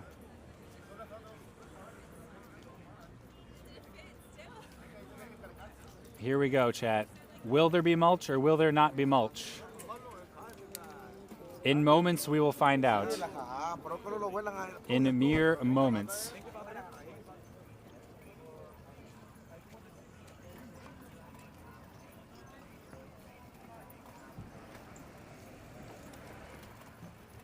Here we go. Is there mulch or is there not mulch? Oh my God, chat. Oh my God. Oh my God. Chat. Look. Look. I mean, technically I think there is a pile of mulch here, but it's not a very big pile. I feel like this has to be considered not a pile. Cuz what's going to happen is it's probably not going to get any less mulchy than this. Yeah, there's mulch residue. But what's going to likely happen is before all of this gets cleaned up, another pile is going to get added on top of this. So I feel like this is not a pile. Pooper says it is a pile. There used to be mulch there. Yeah, there clearly was a mulch pile here. Valentine would agree. Yeah, where's Valentine? He should have been in on this. It's random leaves.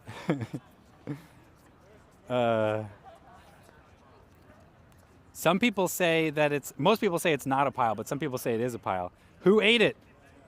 It's a pile. I would say that linguistically, what I'm looking at here is a pile. But in terms of the game that we play around the predictions, I think it's more fun if this isn't a pile. Merely debris. Does it need to be a pile? It does need to be a pile. I don't consider that a pile.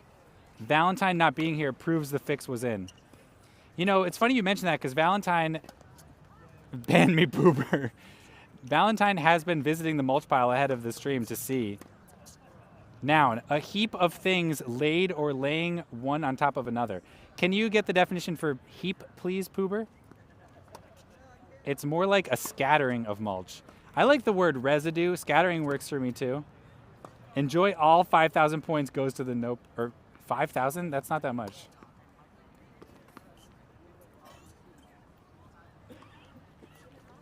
I haven't put it in yet, chat. I'm still hearing arguments.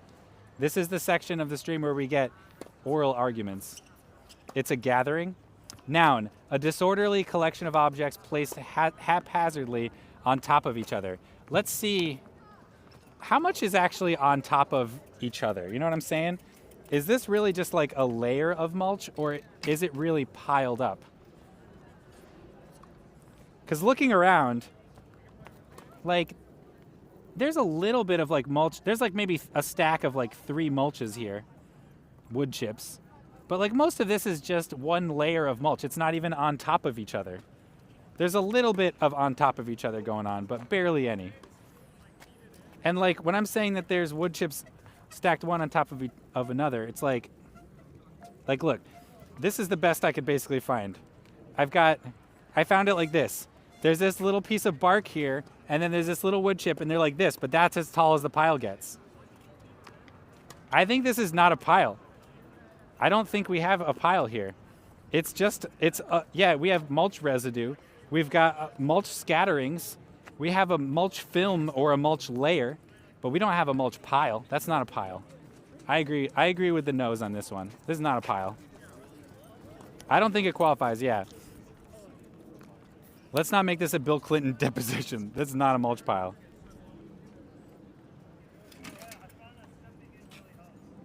All right, it's official. I'm sorry, Poober, and I'm sorry, Bick. This is not a pile, and therefore, Bick gets banned permanently. Is there mulch? No, no mulch. Complete prediction. Congratulations to the non-believers.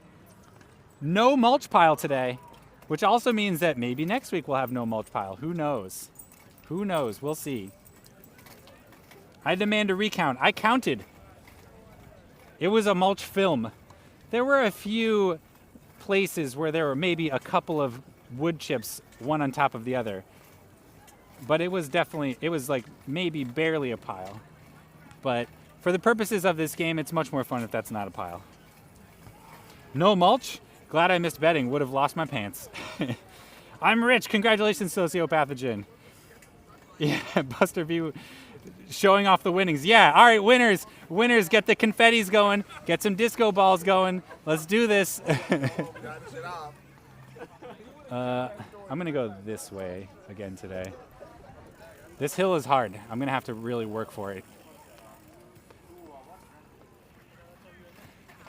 Sorry if the bike like goes rocking back and forth a lot here. I got to stand up and crank the pedals.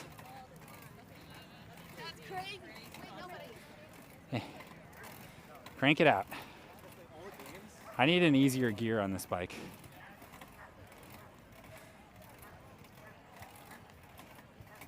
I also need to cut a little notch in my fender so it doesn't rub the chain.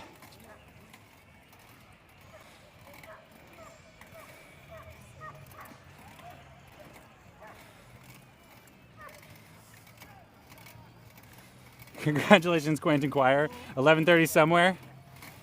Oh wait, those are Go Fasts. Yeah, Wiki Hans with the disco. Nice.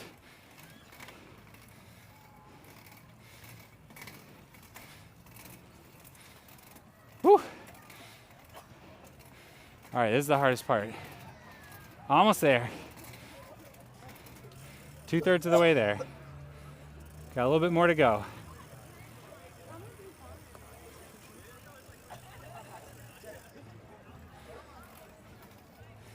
All right, another steep section here.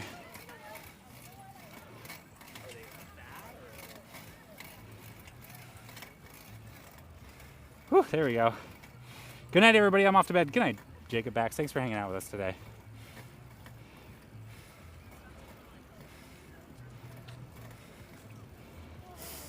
What the heck was that? Weird adult. How did you get that on-screen celebration? My sub had run out. Now I'm back, baby. Congratulations.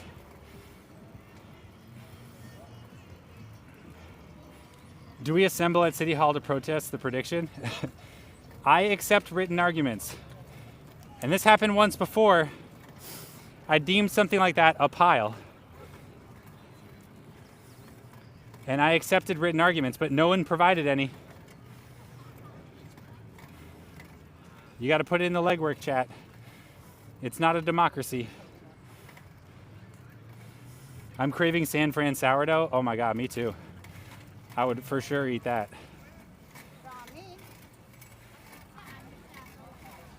All right, we made it to the top.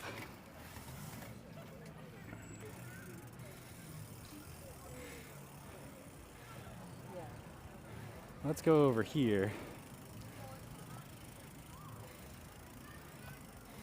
Let's see if I can actually get the bike to be level.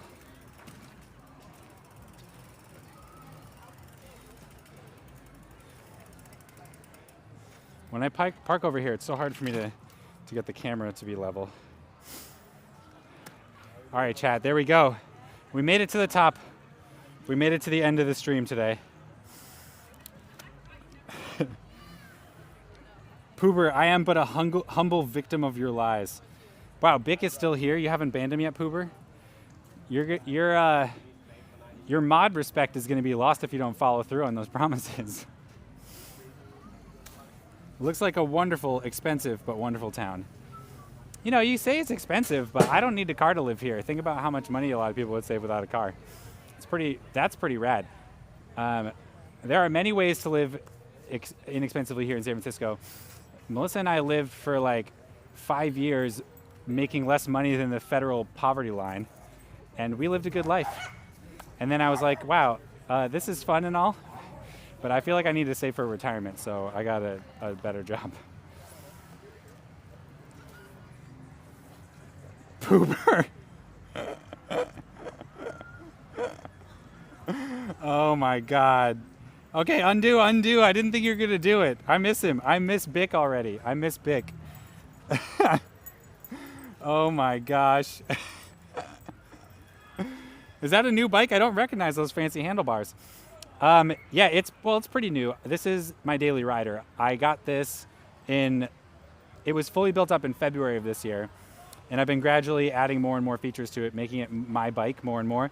But as many of you are aware, I destroyed my e-bike. It is no longer rideable. I cannot ride it on the stream. And as a result, I've been riding either this bike, my Le Petit Porteur, which is affectionately known as Anti-Cars, or I've been riding the family Turn GSD known as Ben Cars. Oh, Bick is back. I've done hard time. That was nothing. Bick, Poober followed through on his promise to ban you, which is what I thought I wanted, but when it actually happened, I felt bad, and I begged him to let you back in. I did that for you. So this does not reflect on Poober at all. Poober is still the strongest of our mods. He doesn't take crap from anyone. Remember that.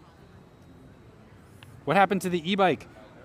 In early October, I've had I had a catastrophic blowout when riding that bike.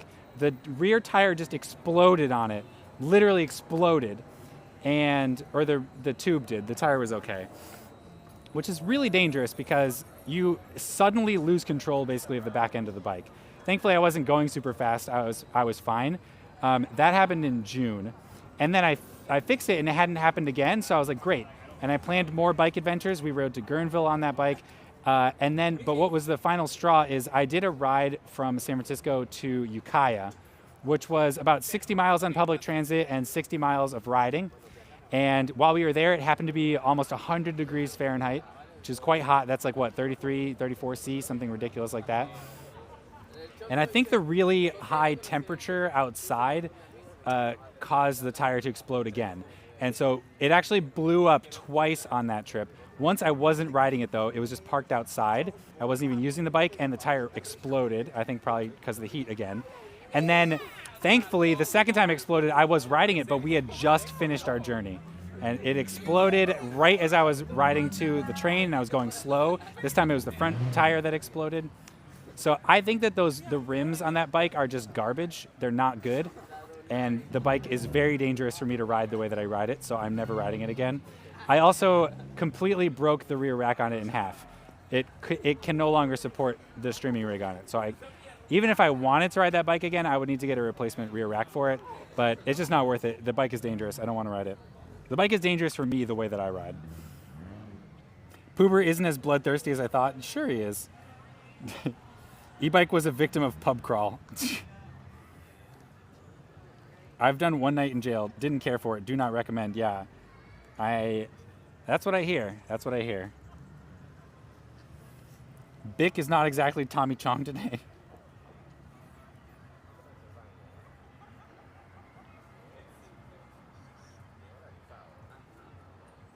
Weird. Cursed bike. Time for a new bike. Exactly, D-Hawk Titan. So I do have a new bike picked out. It's quite expensive to buy another e-bike. And I've actually been managing pretty well with just this bike and the family electric bike. So I'm kind of considering maybe not getting a new bike, but time will tell. We'll see. There are some things that have to be worked out. Strange for it to blow so much. Yeah, that's why I think that there is a mechanical issue with the actual rim itself. I agree. You know, anybody who's gotten flats on a bike knows that they come in sets. You often get at least 2 flats because you have to kind of figure out what's causing it. And I did a bunch of troubleshooting, and I feel pretty confident that the rims were the root cause, although there's no way to know. Overinflated to handle all the gear. that those tires that I was riding were rated to 375 pounds of weight, which was way over what I was riding it at. And the tires themselves, I had underinflated. They were not inflated to their maximum. So I feel very confident that I wasn't overloading the bike or using it improperly. Well, I definitely was using it in a way that they didn't intend. I didn't have it overloaded though. I just, keep in mind, chat, I bought that bike for the motor. It had a very powerful motor, something I thought I could use to tow a lot of weight with, which I wanted to do. But the thing is, when you buy bikes like that, they're often extremely low quality. And I knew going into it that it was going to have a crappy frame, it was going to have crappy wheels, it was going to have crappy derailleur. All those things were going to suck. And I was just going to try it out and see if it met my needs. And that was a good learning experience because it made me realize that, like, for me to do what I do with a bike, I really require an extremely high quality product. I can't just make do with something that's lesser. I need to get the best wheels. I need the best brakes. I need, the best derailleurs. I need the best racks, all these things. So I am not going to prioritize getting the powerful motor as high anymore because I want to get a really high quality frame with really high quality wheels and really high quality brakes. And that will keep me safe out on the road when I do this, which is, obviously not the safest thing to do on a bike. Sounds like bad welding or something in the inner rim. I 100% agree with you. After inspecting it, there was some circumstantial evidence that the seam in the rim where they kind of joined it together was where the tires kept failing. Great to see you live again. My favorite in a long time. Oh, great stream. My favorite in a long time. Great to see you live again. Thank you, Mike from Canada. Appreciate that. Crappy Canadian bikes. Agreed.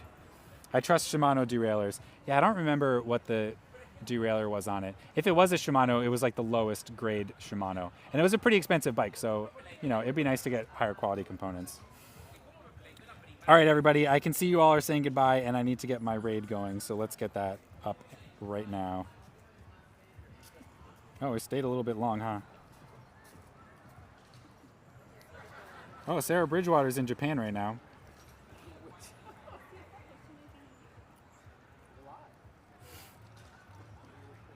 I don't know what she's doing, though. She's not actually riding.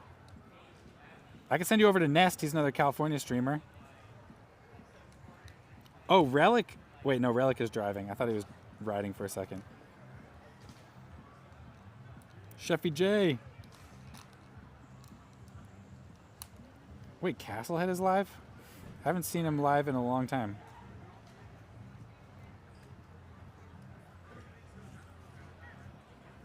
Let's do G's Giselle. Did I rate her last week? Who in chat is saying things about rating people? Send the vendor an email telling them their bikes suck. Yeah, Tupac, I think I'll go over to Sarah Bridgewater. She's riding Japan, likely to stop for a few minutes. Perfect, that's what I'm looking for. Thank you so much. Let's raid Sarah. I'm not gonna send any sternly worded letters. There's no way for me to prove that it was their fault that anything went wrong. Oh, Richard Jing's here. I rated G's Giselle. I think I rated her last week, or 2 weeks ago. Maybe it was last week. So I'm going to mix it up. I'm going to send you all over to Sarah Bridgewater. Sarah Bridgewater is a friend of mine, another IRL live streamer who's bicycle touring around Japan right now. She is bicycle toured around like countless countries all over the world. I can't even begin to list them all. And it's always beautiful. It's always lovely. She is a lovely human being. So please be nice to Sarah Bridgewater while you're over there. Also, I'm pretty sure her stream is a family-friendly stream, but keep on your guard about that. Thank you all for riding along with me today. If you're new here, I'm Bike Curious. I'm live every Sunday at 1 p.m. Pacific. That's 4 p.m. Eastern, 8 p.m. UTC. Hit the follow button. Come by and hang out with us again sometime. I will be live at my usual time from my usual city, riding on one of my usual bikes again next Sunday. So please join us for another ride. And who knows, maybe there'll be no mulch again. Maybe. Who knows? All right. She is indeed family friendly. Oh, great. I love that. So Sarah, another family friendly streamer. Enjoy the family friendly content while you're here. Also, shout out to Richard Jing, my moderator and good friend, IRL streamer. Go follow him now. And I will see you next time. Thank you. Bye.